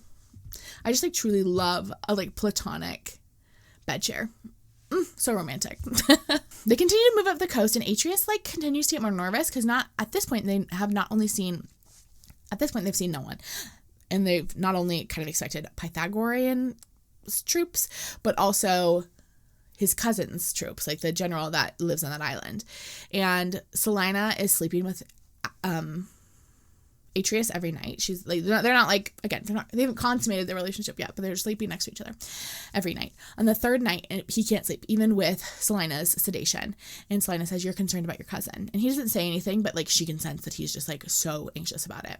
And she says to him, I'll thread walk on it when the sun goes down. And so that night they head to an empty swath of the coastline, and Sylina like looks out over the ocean and she realizes how much she'd missed it. The Salt Keep has ocean nearby, but they haven't been near the ocean for many weeks. And she gets ready for their little ritual, starting the fire and catching like the blood sacrifice. And Atrius says, be careful. He whispers it right in her ear. Okay, swoony. And Sylina says, I know what I'm doing. And Sylina, once again, falls into the thread walking. We're not walking in, we're like falling. We're tripping. As soon as she lands, everything is still. She asks the weaver to see Atrius's fleet. And there are this thick, foggy mists. And she asks to see Veritas, this island that they're supposedly staying on. And there's just like more mist. And then a figure appears. And it's the Sight Mother. And she's leaving bloody footprints behind her as she like walks through this coastline. And then the Sight Mother turns back towards Sylina and hands her a cup, as if like hands like her cupped palms towards Sylina as if to like pass her something. And Sylina goes to take it, and it is like scalding hot blood that feels like it's like eating through her skin. It like splashes onto her, and it like is like burning her feet. But there's only one thread forward which is really, really frightening to Sylina because it means it is inevitable and like it is not feeling like a good situation. She's walking faster down the beach, which is like beautiful, but again, like just like empty, vacant. And she can see like a town. She's like, Weaver, show me the settlement. And she sees these like empty houses, but like there's no one around. And she's like running out through the sand. And then she trips on something and it's black and she's trying to dig it up, but her hands are like so bloody from the blood that the site mother passed her that she's like slipping. She's having a hard time like getting traction as she digs. And she finds the thing that she tripped over in the sand was Atrius's horn. His head is just under the sand, blood covering his skin, and she goes to like pull him out and it is just his head. And she realizes then that the beach wasn't empty. She looks around her and she sees like limbs sticking out. The beach is like full of bodies that are just under the sand. She comes to, back in reality, she is throwing up salt water. Atrius is like pulling her from the water as the tide rises. She is soaking wet and he puts her near the fire because she is shivering. And Sylina is like, how long was I gone? Because like she started pretty far back and then she woke up and she was like under the tide. And Atrius says more than an hour. And Sylina says something is wrong on the island. Something is wrong. And Atrius says, wrong how? And Sylina's like, I don't know, but something is wrong, Atrius. I am sure of that. They head immediately back to camp. And Atrius sends 4 ships from Vasai so they can go out to the island. And he like doesn't sleep for like 2 days as he's like making these arrangements for these ships to come up and meet them and so they can head out to the island. And Sylina doesn't either because she's afraid of what she's going to dream of. She's afraid she's going to get kind of like tossed back into the world of that vision and she doesn't want to be back there. And Eric figures out that this change is because whatever Sylina saw about the island, and he asks about it. And Sylina's like, it's just a precaution. And Eric says, bullshit, I have a child on that island. Tell me, please. And that like really kind of like is really upsetting to Sylina because she knew that like these were families that were out there, but this like really personalizes it because she has become close friends with Eric. And so this makes it like really real and really makes the like threat feel like even more scary. And Sylina says to him, if I could tell you anything definitive, I would, I promise. With that, Eric goes back to work. Atrius asks her to stay behind when they sail out to the islands, but she says no, and he doesn't argue with her. She only has a minute to pack a bag, and she spends a moment thinking about the dagger, and in the end, she does bring it with her. The mists leading to the island are so thick they have to navigate with the map and compass alone. Sylina's gifts are obviously incredibly useful in this fog because she can still see the threads, even though like the fog is obscuring the air. They do get there eventually. The shores are completely empty, which feels a little bit bad. The settlement is only about a mile off the shore, and they head for the settlement, swords drawn, and Sylina like can sense something weird. There's something like very weird hanging in the air, but she can't figure out what it is. The cottages are all emptied and just like abandoned, as if like the people were like just like snatched in the middle of the night. Like they don't look that disturbed, they just look empty. And then there's this strange buzzing sound that just keeps getting louder and louder, and it's like irritating Sylina so much, and she's like crawling out of there. She like collapses fully to the ground as she like crawls out of these cottages, and then a drop of something lands on her hand, and she looks up, and all of the vampire families have been hung in the trees. Atrius sees it right after Sylina does, and then Eric sees it next, and he starts shouting, get them down, get them down, get them down, to try to climb the trees. They aren't fully dead, but they are close, and she like can feel in the threads that like buzzing sound that was in the threads was a warning from the vampires that they had been like trying to shout down the threads with their like last whispers of life. And Sylina tries to shout, get back, but she's too late, and the world like explodes around her. And we get a flashback to her at 9 in a similar explosion, the explosion that she thought had killed her brother and like had caused her to go to the Archellan. Someone is like calling her name. It's obviously Atrius, and he's like, say something to me if you're conscious. I can't see your eyes, so I like don't know if you're awake. And there's like screaming and fighting happening all around them, and Sylina says, behind you, and there's a soldier coming like straight for Atrius's head. He's able to fight them off. Sylina grabs her dagger, she starts cutting people up, and Atrius is like, stay with me. There are so many soldiers there, and they are just like so vastly outnumbered, and she's trying to like fight people off. She senses the soldier coming for Atrius. She tries to fight him, but she must have kind of misjudged how like badly she was injured, because she gets stabbed in the guts instead. Atrius kills the soldier that attacks her, and then Atrius comes back to her, but like she's in bad shape. Sylina, Atrius was saying to me, stay right here, and then closer to my ear, Vivi, stay right here. But she can't, she's falling away. And then Atrius says an Obatron, although for some reason she knows what he's saying. I don't know, she can just like feel it in her bones. He shouts to them, kill them all of these men that have come for them. Sylina thinks to herself, my fingers tightened around Atrius' shirt fabric. A sudden wave of anger rolled over me. In my fading consciousness, I thought of another explosion barely survived by a 9-year-old girl. I thought of civilians thrust into tunnels to be used as human shields for a cowardly warlord. I thought of my brother, once a teenager, now a man, sentenced to a slow, inevitable death. I thought of innocent vampire children hanging from trees. I thought of the Pythora King, and I thought, yes, kill them all. And I did not think of the Archellan, or the Sight Mother, or the Blessed Dagger, or Acacia at all. When Sylina finally wakes back up, someone is touching her, and she starts to fight them off without thinking. And Atrius is please don't kill the healer.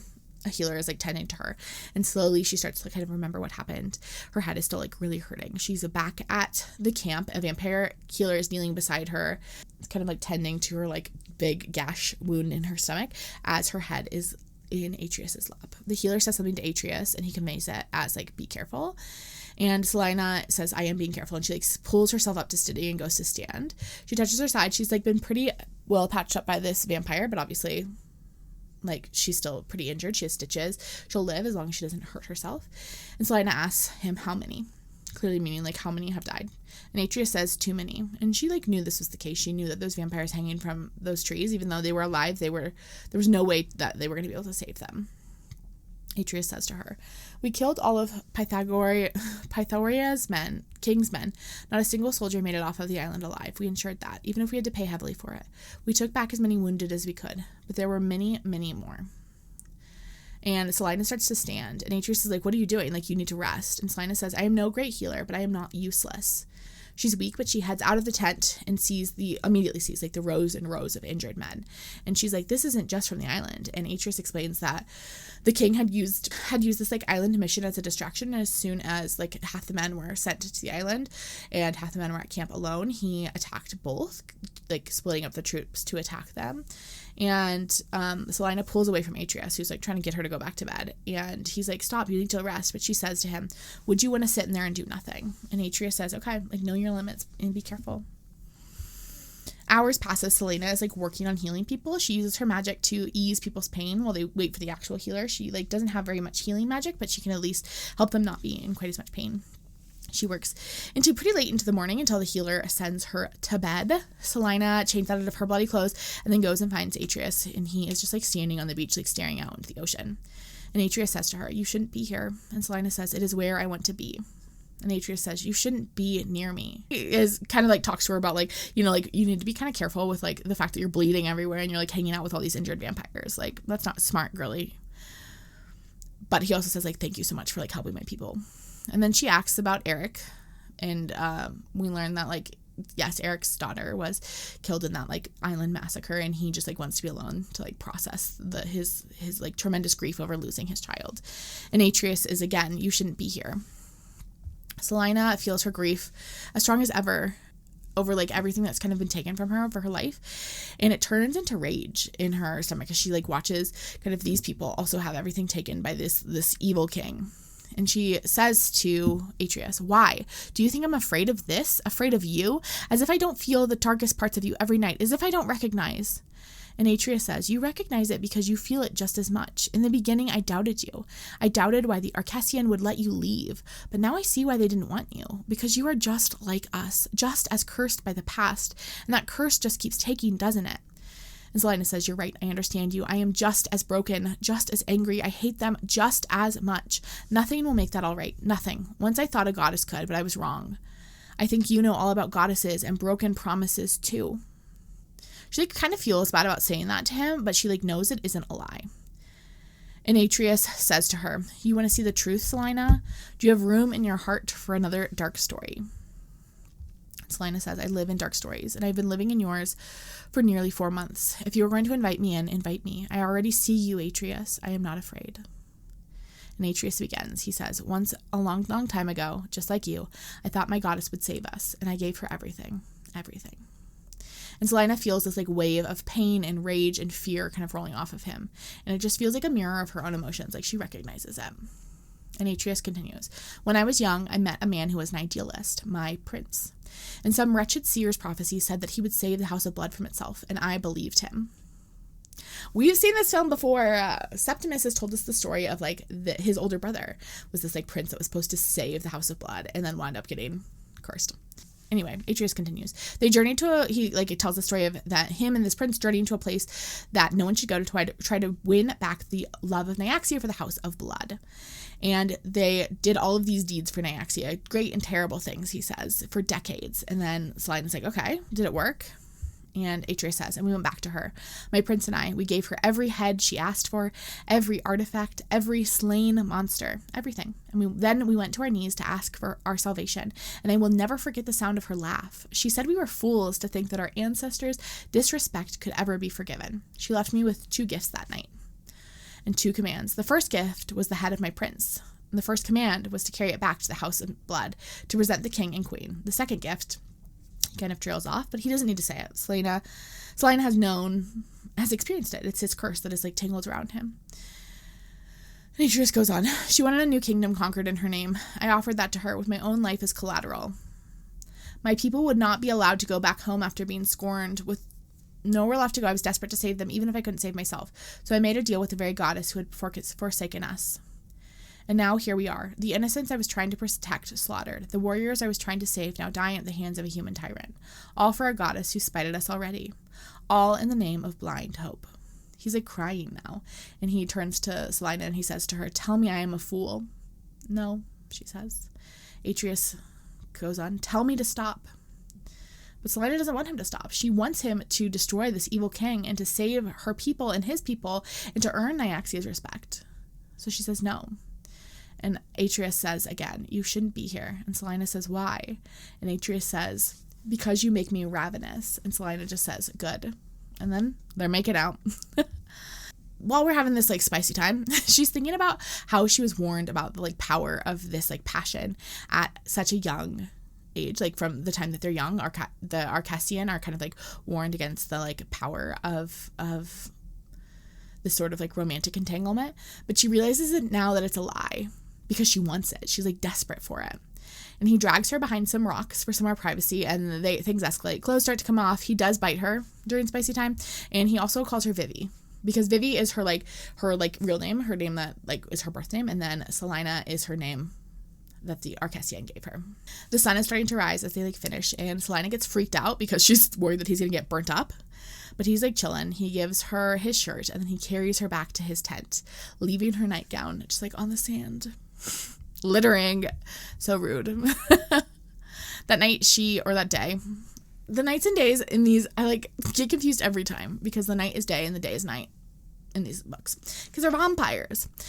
Anyway, that day she sleeps in Atrius's bed and she dreams of being a little girl and seeing the ocean for the first time, but she can't remember what it looks like. She can't remember the ocean. And she thinks of the words that the Sight Mother had said to her. The Weaver demands sacrifices of her chosen few. Isn't it a small thing to give up, to earn the love of a goddess, to earn the love of a family? And Sylina wants to shout at that little girl, as the Sight Mother says this to her, that you don't understand. You already have a family. You aren't just giving up your eyes. You're giving up the sea. When she wakes up, she's like wrapped up in Atrius, and she is like really happy. This is like one of the best moments she has waking up until she remembers that she's like broken her vows to the Archellan and slept with the man she was supposed to kill. And she does feel a little guilty over this. And she goes through her bag, which Atrius like carried back for her from the island because like he considers her to be like one of his people and he is going to take care of her and like make sure her things are with her.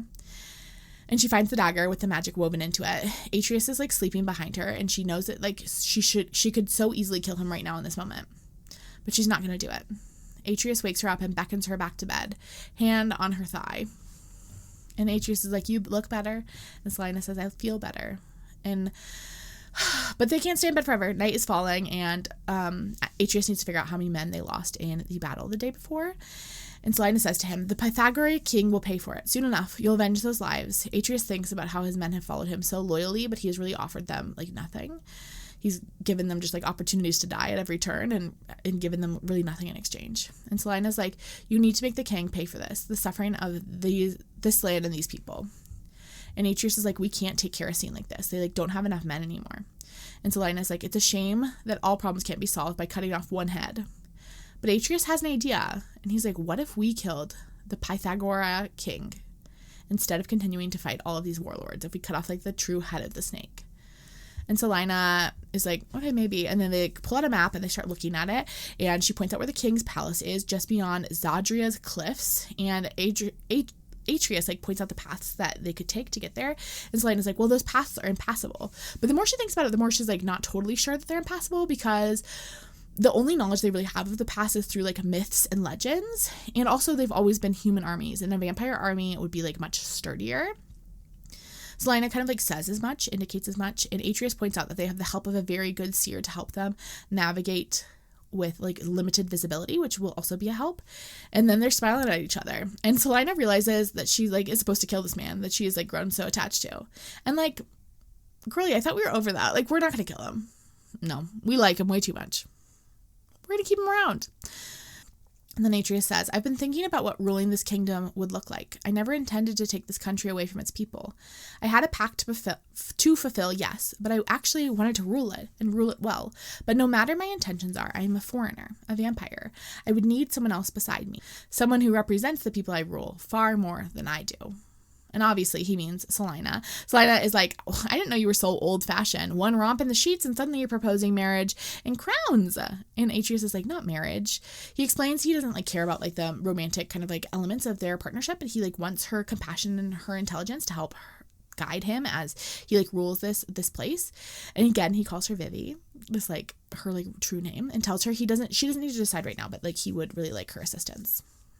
But she has decided, like, she's not going to kill Atrius, which means she's betraying the Archellan, which means she needs to convince the Sight Mother that Atrius is, like, a worthy ally, or, like, they're going to come for her, and they're going to try to kill her and chop her into little pieces.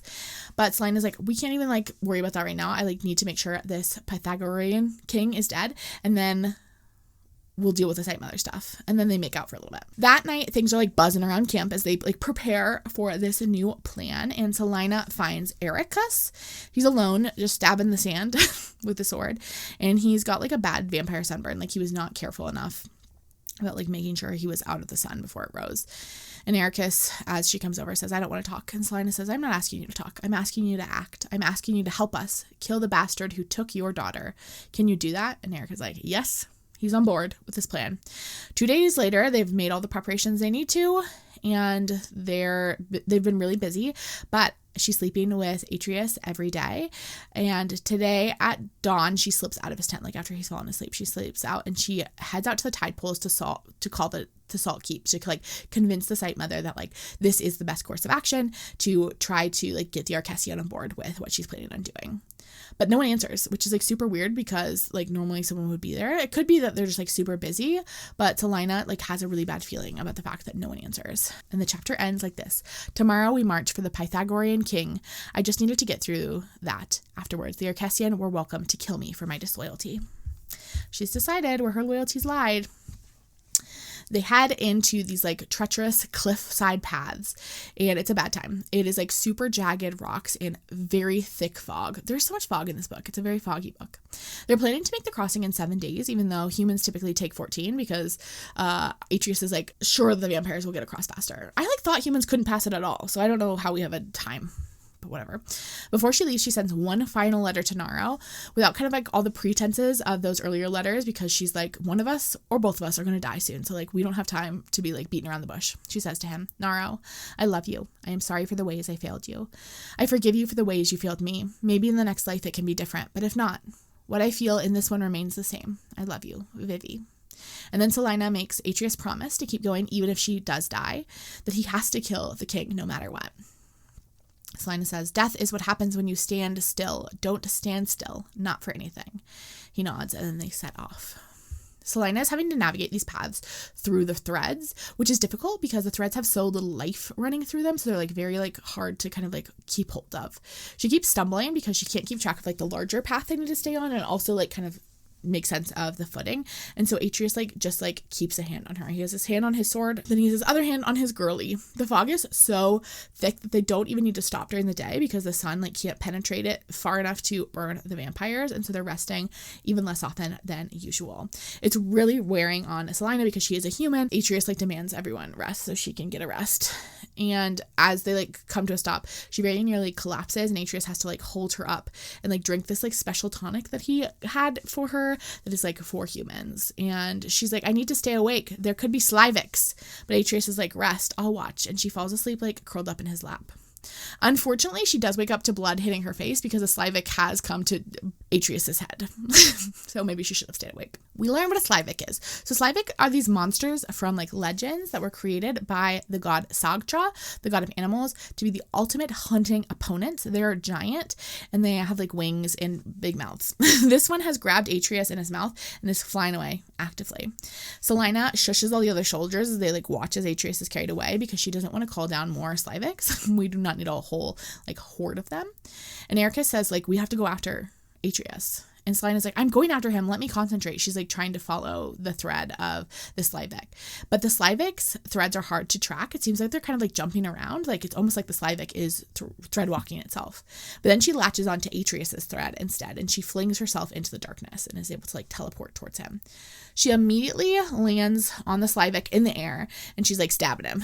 And the Atrius is Vivi, and Sylina is move. And Sylina is essentially acting as a distraction so Atrius can stab the Slavic, and he's able to stab it, and the Slavic drops Atrius from its mouth. I think maybe they're on the ground. I'm confused on when they're on the ground and when they're in the air. I did a bad job with my notes here. Atrius falls. Sylina is still holding on to its tail, and then it jumps up and flies away. So now Sylina is in the air with it, and Sylina stabs it under its tail. She stabs it in the junk. She's I hope this is a boy. And I'm just this, if you're on its tail, I don't know, stabbing its butt seems like a good move regardless. No one likes getting stabbed in the butt, whether you're a girl or a boy. It starts to fall, and Atrius is using his blood magic from the ground, sort of. It's not working that well because of the composition of the Slavic's blood. Her dagger is also stuck in its butt now, but she has to crawl over it and get her dagger out of its butt. And then she stabs it in the wings. They're falling to the ground. Atrius shouts for the men that followed them to shoot it. The arrows are able to stab the Slavic's skin, and they kill it. The creature is 25 feet long, and as Sylina is reading its threads as it's dying, she realizes it's a baby Slavic. They don't get much bigger, we find out, but they are smarter and better at fighting. And she realizes that the danger of these things is not the single one that would come after them, but the fact that they normally troll the mountain in packs, which is not good. Also, in this whole situation, Atrius's right arm gets wounded, which is not great because he is right-handed. But they don't have time to do much or figure out what they're doing next, so they need to keep moving, even as Atrius flinches every time he moves. And Atrius is that was so foolish of you to come after me like that, but thank you. And Sylina just says to him, you would do it for me. They just keep hiking. The terrain just continues to get worse and worse. The threads are even harder to follow now. And they do, as they get into this rougher part of the cliffs, they are coming across a lot of skeletons of people who tried to make this crossing. Sylina is working really hard to not only make sure that they're staying on the correct paths, but also that they're avoiding any of these Slavics. 7 days have passed as they've gone through these. The elevation is starting to really ramp up and the path is really narrow. Sylina at some point rolled her ankle, and so she's also limping on that, and they're running out of food. Things are getting bad. I think we really should have packed for more than 7 days food wise. I know that Atrius was very confident they were going to make it in 7 days, but yeah, I just think we maybe should have packed a couple more snacks. Because, you never know. And it doesn't seem like the 7 days thing is really working out for them. Sylina is beginning to, worry that she took them down the wrong way. But then she turns towards the rock and she starts to laugh. And Atrius is Vivi, what? And she says, we're less than a few miles from the end of the pass, but there's an entire nest of Slavics between us and the end. And she estimates their numbers at more than 15, but less than 50. And Atrius is okay, well, we're overdue for a rest. We'll rest now and we'll figure out what we can do to get past them. They need a minute to figure out a plan. A few hours later, they've been trying to figure it out as they're resting. They still have no plan. They struggled even with that one baby Slavic. So how are they supposed to handle dozens of them? They're not sure. Sylina goes back to the threads trying to find another way. There's no other path. This is the one path they need to take through. And she's assessing the Slyvis nest and trying to figure out something with that. She like can't really figure anything out, but then she comes up with it. She says, I have an idea. I know how we can get past. And then next we find they are already carrying out this plan. We catch up with them. This is the first line of the next chapter. It was probably when the Slyvics roared all together that I thought that this was maybe not the best of ideas. So spooky. And Sylina's like, they're over there. And like, okay, you just said they were roaring we like all can hear. I don't think we need your thread magic for that one, but thank you. And Sylina's just thinking about how great Atrius is and how nervous he clearly is about her getting hurt as they like hike through this. Now it's time for their plan. Atrius is going to uncork several canteens full of blood, and he chucks it over kind of like in the direction of the Slyvics where they want them to go. Which also means, like, if this plan doesn't work, they can't really fall back and just like rest at camp, because that is like the last of their blood, and so the army will starve. Fun. The Slyvics are attracted by this blood, which is going to like give them essentially like a head start, and they start running. This group of, I don't remember how many of them are. I don't know if it's all of them. I don't think it is.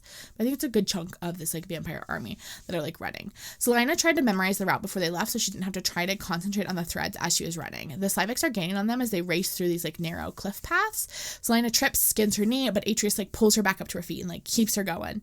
They're moving like too slowly. They're not going to reach it in time. Sylina's like getting pretty worried about this like turn that they need to make. They're almost there when one of the Slyvics grabs Sylina's shirt. Atrius stabs it in the eye, and then Sylina lands back on the ground. And the Slyvic rears back up to like attack them again. They're like both ready to like fight, but like they know they're not gonna be able to like face off against this giant creature. But then they hear shrieks from behind them. They had essentially lured this nest of Slyvics towards a rival nest of Slyvics, and now that they're fighting each other. So they just need to get out of the way while the Slyvics are distracted. And so it's like a straight shot, or it's supposed to be, and they're just like racing out of there. Sylina tells Atrius that they're at the end of the pass, like they've made it. She's like, we're almost there. I can see it like through this like last little bit. And Atrius, the big dumb head, lets out a big whoop, like a big, it's described as a warrior's roar. Unfortunately, that does attract the attention of one of the baby Slyvics that is not in the big mess of drama back there with the rival Slyvic nest. And he does come and try to bite him. But Atrius just chops his head square off. Okay, if we could just chop their head square off, it seems like maybe we should have just done that. They do make it. And Sylina just like keeps running until Atrius stops her. And Sylina says, I didn't know if we were going to make it. And Atrius says, I did. And then they're like standing there laughing for a moment, but then they remember they're not done, because looming is the king's castle, and soldiers start pouring from the forest.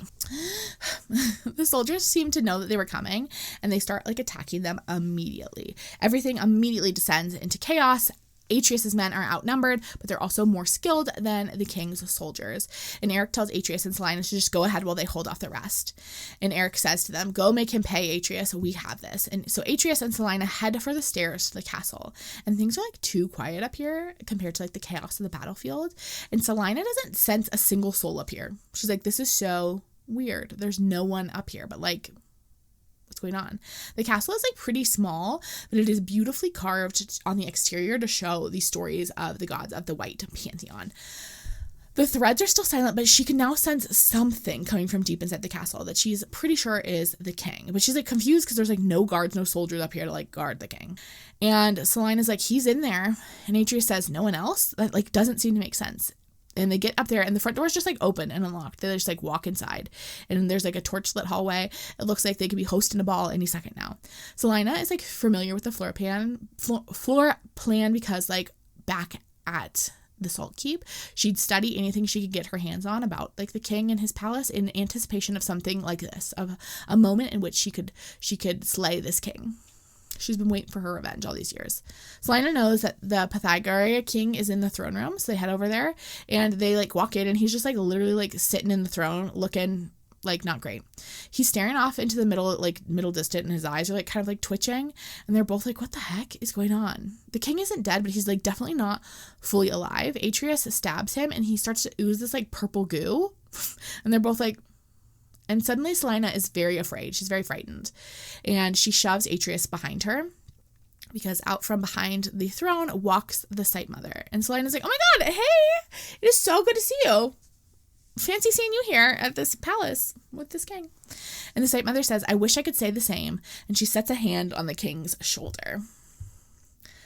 Atrius is obviously very confused, and Sylina is really wishes she could thread whisper to this man and tell him what the heck is happening, because she needs him to put his sword down and not threaten the Sight Mother. Because if he's going to try to protect her, she knows he will be dead. Please recall that Atrius at this point still thinks that she is on the run from the Archellan, so he's confused with what's going on.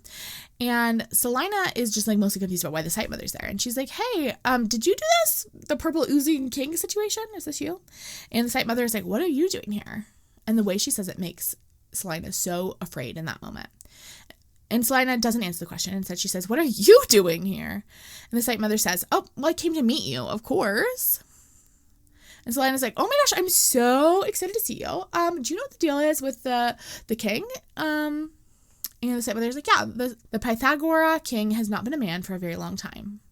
And Sylina's like, Sight Mother, I don't understand. And she's like, come, Sylina, you are so intelligent. Can you tell me you've never suspected? There is power in suffering. There is power in having something to fight against. We taught you that, and you know it better than most. You were never supposed to know about this. If you had obeyed, you still wouldn't. Why didn't you obey? And Atrius is like, get away from her. And Sylina's like, yikes, don't say it like that. It is very clear that you're obsessed with me, and that's going to look bad for us.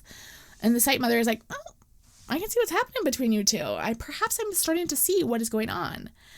And Sylina's like, okay, here's the thing, Sight Mother. You told me to gain his trust, and I did. He's obsessed with me. Isn't that kind of what you wanted? All you see is evidence of my commitment to the task. I really leaned in. And Atrius is feeling pretty betrayed, because he's finding out that his girlfriend that he thought was just his girlfriend is actually a spy, sort of. And the Sight Mother's like, all I see is evidence of your disobedience. And Sylina says, I tried to call you, but nobody picked up when I called to keep, so. And the Sight Mother is like, the Weaver commanded you to kill him. Again, things are getting really awkward for Atrius, who's just standing here. And Sylina can sense the fact that he's a little hurt by this revelation. Not rage, but this unguarded childlike hurt. And she's like, ooh, I really hurt his feelings. He thought we were in love, and I was actually just gonna assassinate him. And the Sight Mother's like, okay, Sylina, pass over the magic dagger. And Sylina's like, no. He's God-touched. You don't want to kill him. And the Sight Mother is interested in that. She stops midair because she's about to stab him. And Sylina's like, okay, so here's the thing. He's God touched by Nyaxia. He can make a good offering to Acacia. They can make a God alliance, maybe. And the Sight Mother's like, no, he's not God touched by Nyaxia. He's cursed by Nyaxia. That feels very different. And Sylina's like, sure. But she did make a bargain with him. He acts on her behalf, taking land from Acacia in the name of his heretic goddess. Surely the Weaver would appreciate the gift. And I want to give Acacia this. Let me redeem myself, Sight Mother. Please. And Atrius is still just here, chilling, as they're talking about murdering him. And the Sight Mother thinks about it for a second, and she's like, fine, you have earned yourself a second chance, Sylina. But then, and Sylina's like, okay, great. But then before she can even realize what's happening, Sight Mother knocks her out with her magic. And this is the last chapter of this sentence. Last sentence of this chapter, other way around. The last thing I sensed wasn't her loving stare, grateful as I was for it. No, it was Atrius's, cold and unblinking, seeping with the blood of my betrayal. When she is unconscious, Sylina dreams of her brother. She dreams of this one afternoon when she was 9 and he was 13, so pretty shortly before they were separated, when they were out in the deserts on the outskirts of their town drinking pineapple juice. And they're kind of chatting back and forth, and her brother is telling her about how things might be better someday. And then he says to her, and when that happens, you can't forget this. None of it will matter if you forget this. Who we are right now. Remember that, Vivi, all right? And she agrees to this as a child, but even then a part of her knows that she's lying, because she will work very hard to forget this. Her childhood is something that she works hard to forget as an occasion. And when she looks back, Naro is gone and her pineapple juice has turned to thick black blood. When she fully wakes up, she's back in the Salt Keep, and she immediately kind of remembers everything that happened with the king and with Atrius. And then Sylina starts to change out of her clothes from the desert when the Sight Mother knocks on the door. She answers the door butt naked, and the Sight Mother is like, okay, get dressed in your fanciest gown. Meet me in my private dining room. You are going to meet a goddess today, Sylina. This is a gift most never get. Sylina's like, oh my gosh, I'm so honored. And she dresses in her fancy gown that every girl has, and hers is blood red and just beaded. And she puts on a matching blindfold. I think it's the dress, supposedly, supposedly. I think it's the dress on the original cover, not the like current cover, but the original cover has, I think it's probably I haven't actually made the pictures yet. Sometimes I make the pictures before I do the filming, and sometimes I do the filming and then the pictures. So today we're doing filming first and then the slides to go with it. And I do actually think I'm going to pull that. So it's probably the picture you've looked at this whole time. She's finally in the dress. How exciting. She gets to the dining room after she's dressed, and there is a gorgeous dinner prepared for her. And she kind of like missed like regularly cooked meals because like the vampires were cooking for her and they don't really eat food. So they're kind of bad at it. But she doesn't want to eat because she's about to have to like murder her boyfriend, which, is about time. But the site mother is like, eat, you're going to need your energy tonight. But Sylina, again, is having a hard time eating because, a rough day for her. And the site mother is like, don't worry, girlie. I know you're probably so nervous. I was so nervous to meet Acacia too for the first time. And Sylina's like, for sure. I do have a couple questions. Why are you letting me do this when I disobeyed your orders? And the site mother is like, many people asked me years ago why I allowed you to stay at the Salt Keep, considering your age. The truth was I saw such potential in you, she said. I saw parts of myself in you. Even all those years ago, there can be beauty in what makes us unique. I sensed that what made you unique could be a great benefit to the Archellan.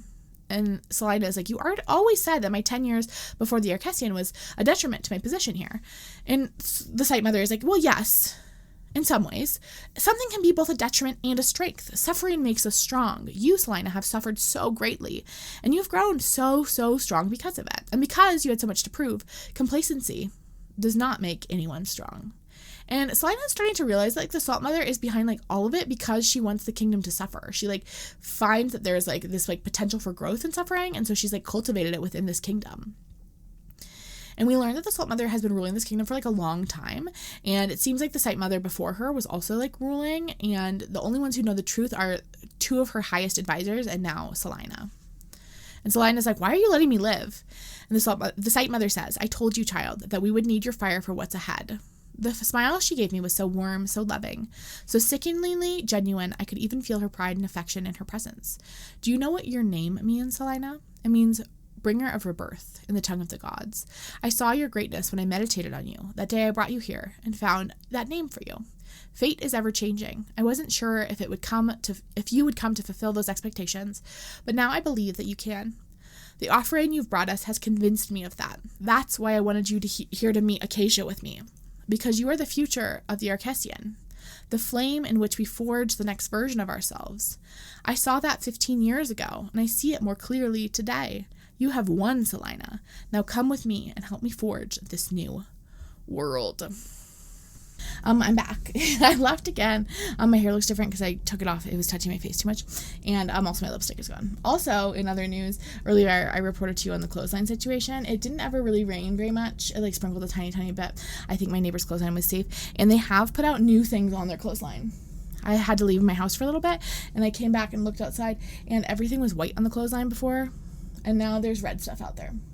So I must have switched it out. I'm glad I didn't get rained on. We're like almost done. We're at the very end here. I think we have 6 chapters left. All right. So Sylina heads out onto the roof where they're going to meet Acacia under the full moon. When she gets out there, she sees Atrius. I forgot how to pronounce his name. I shouldn't have left. Atrius and Archellan are on the roof all tied up alongside 5 other vampire warriors that were captured in the palace. Atrius is like fighting, and Sylina can feel through the threads his fury. It's palpable. And then as soon as he sees Sylina, there's a rush of all these emotions. The fury changes to affection and protectiveness and hurt and anger. Like it's all jumbled together. He doesn't know how to feel about her. The Site Mother is like working to create an altar to Acacia very quickly on the roof. And she says to Sylina, all of my strength will be needed to call the attention of Acacia. To keep the way open, it will be up to you to make the offering. And she passes the dagger over to Sylina. And then the Site Mother continues, gives her more instructions. She says, give her his head first, and then the blood of the others. The head of a vampire touched by Nyaxia. What an offering. Will have earned quite a favor tonight, Sylina. Okay, bad news bears for this guy. And then the ritual begins, and the magic is like so thick in the air, and it is so much like bigger and denser than the magic that is used when she is thread walking, those like rituals she did earlier to see. And the sky like rips open. She talks about this idea that like she would have imagined a gateway for the gods being like this like beautiful, delicate thing, but it like really feels like they took like a battering ram to the sky and it like burst open. Sylina can sense the gods on the other side of this opening, their threads. It makes her want to collapse in like supplication because she's just like in awe of their like godness, you know? Sylina turns to Atrius, and somehow his presence made the rest of it seem tolerable, a steadiness tethering me to the shore. And he looks up at the gods like they're a challenge, like he's ready to fight them. He's going to beat them up. Sylina thinks to herself, I had managed to hide my true self from the Sight Mother, a woman who could see the depths of my inner presence. And yet I could not hide myself from Atrius. He saw all of me, whether I liked it or not. Good, because I needed him to see me now. See the truth. She's like... She really needs to have an eyeball convo. Unfortunately, she doesn't have eyeballs, which like really puts a damper on these things. It makes it a little bit trickier because she needs him to kind of like sense the plan. She reaches for his wrist, this like gesture that like if someone looked, it would just like look like a gesture of like maybe apology.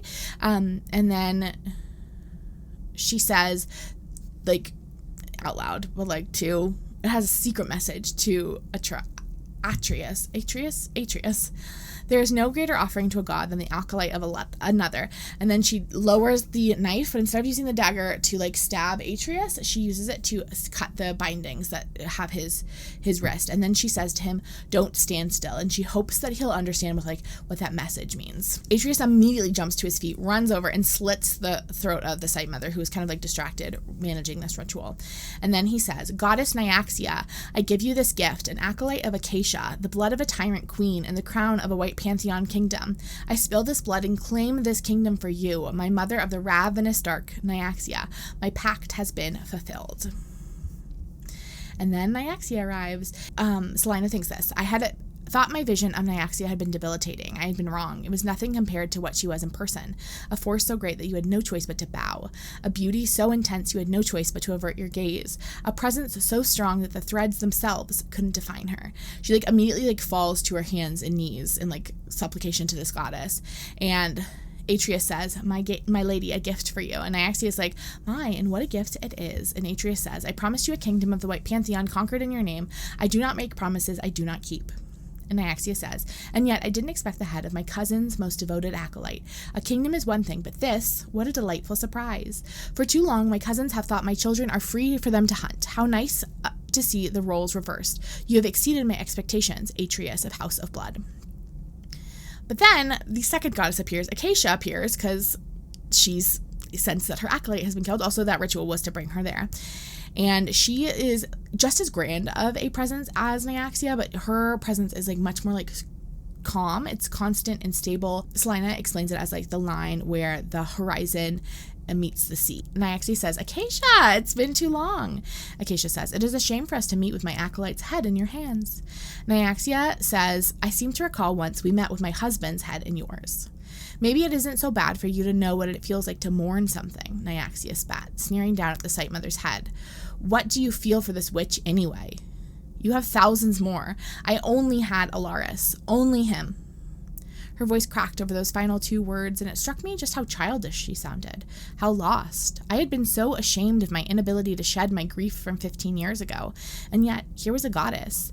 One of the most powerful beings ever to exist, and her grief was just as raw 2,000 years later. Acacia's kind of trying to like smooth things over, be like peacemaker, but Nyaxia is mad. She's like furious. She's still like really not happy with the husband murdering situation that happened. And Acacia's like, okay, I totally get it, but there like needs to be justice for the blood that was spilled today.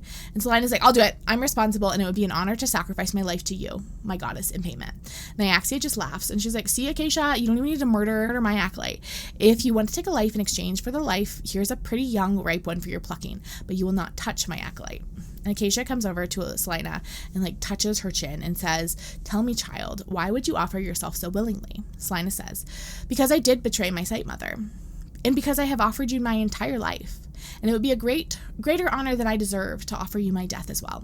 And Acacia's like, well, it's worthless to offer me false truths, Vivi. And she says, I swear at my goddess, and Acacia says, just as it is useless to offer them to yourself, so very terrified at that beating thing within your chest. That is the wrong enemy, child. Your offering is very noble, but I do not want it. Your death is of no value to me, but your life, I see that something of great usefulness may come from that. Acacia turns back to Nyaxia. I have great sympathy for your pain and for your grief, cousin, so I will let you keep these victories. Let you keep the head of my acolyte. Let you keep this kingdom. But know this, Nyaxia. You have crossed a line here today. Done what cannot be undone. I have fought too long and too hard on your behalf to be disrespected like this. And now you know that if it were any other but me standing before you, the punishment would not be nearly so light. Nyaxia says, I don't care. I am so tired of the White Pantheon thinking that they're the boss of me. If Atraxus or any of his ilk want to come for me, let them come. I will fight harder than my husband did. I have none of his compassion. And then Acacia leaves, and it's just Nyaxia. And Nyaxia's like, thanks, buddy, to Atrius, and lifts the curse from him.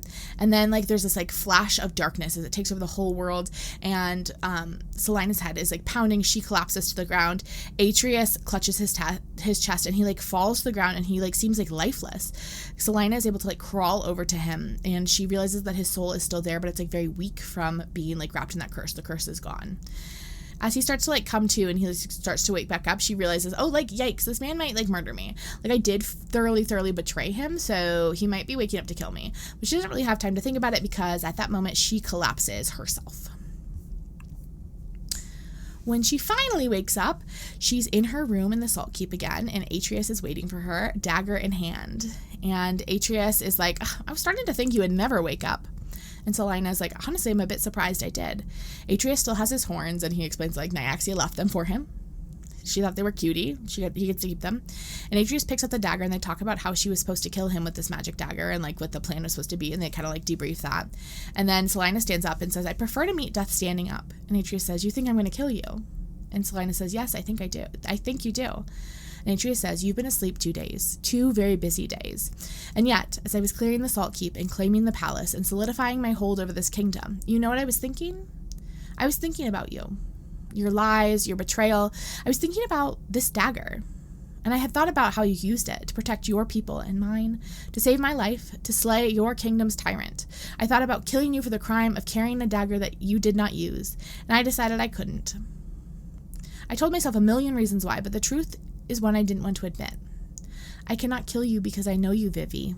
I know every moment you lied to me because I know every moment you told the truth. I know your truth. I can't ignore it, even though it would be far easier if I could. And Vivi says to him, there is nothing I can say to erase what I did. And Atrius says, I don't need your words. Show me I'm right. And he takes off her blindfold, and Vivi does not stop him. Her eyesight was destroyed long ago, but you can see just the blurriest outline of Atrius. You can just make out his silhouette against the brighter room. It was almost nothing, she thought, and yet it was the most beautiful thing she had ever witnessed. Beautiful in an intangible way that made me think of scraps of paint flying out over the sea.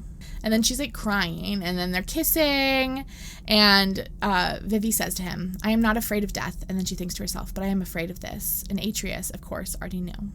Me too, he murmured. Yay! Okay, we're not actually done. We have a couple more chapters. The next chapter we see is a few days later, and the sisters are being brought into the gathering room. They've kind of been held prisoner to some extent in the days since the vampires have arrived at the Salt Keep, just to kind of keep things chilling, Sylina puts back on her blindfold, or Vivi. I guess we'll call her Vivi now. Vivi, I could also say that. Vivi puts back on her blindfold. She hadn't been wearing it because she's got her, I don't know how much eyeball she has left. I feel like if you take out any of the eyeball, can you see it all? I don't know. I'm not an eyeball scientist. But she puts her blindfold back on to prepare for the room, and she puts the salt on the table to kind of prepare it for as usual to have this conversation with her sisters. And she says, as soon as they've entered, I've missed you. It's good to see you all together again today. I hope you've been comfortable, even though the circumstances haven't been ideal these last few weeks. And I'm sorry for that. A lot has been changing. Okay, so I guess it's been a few weeks since the vampires have taken over.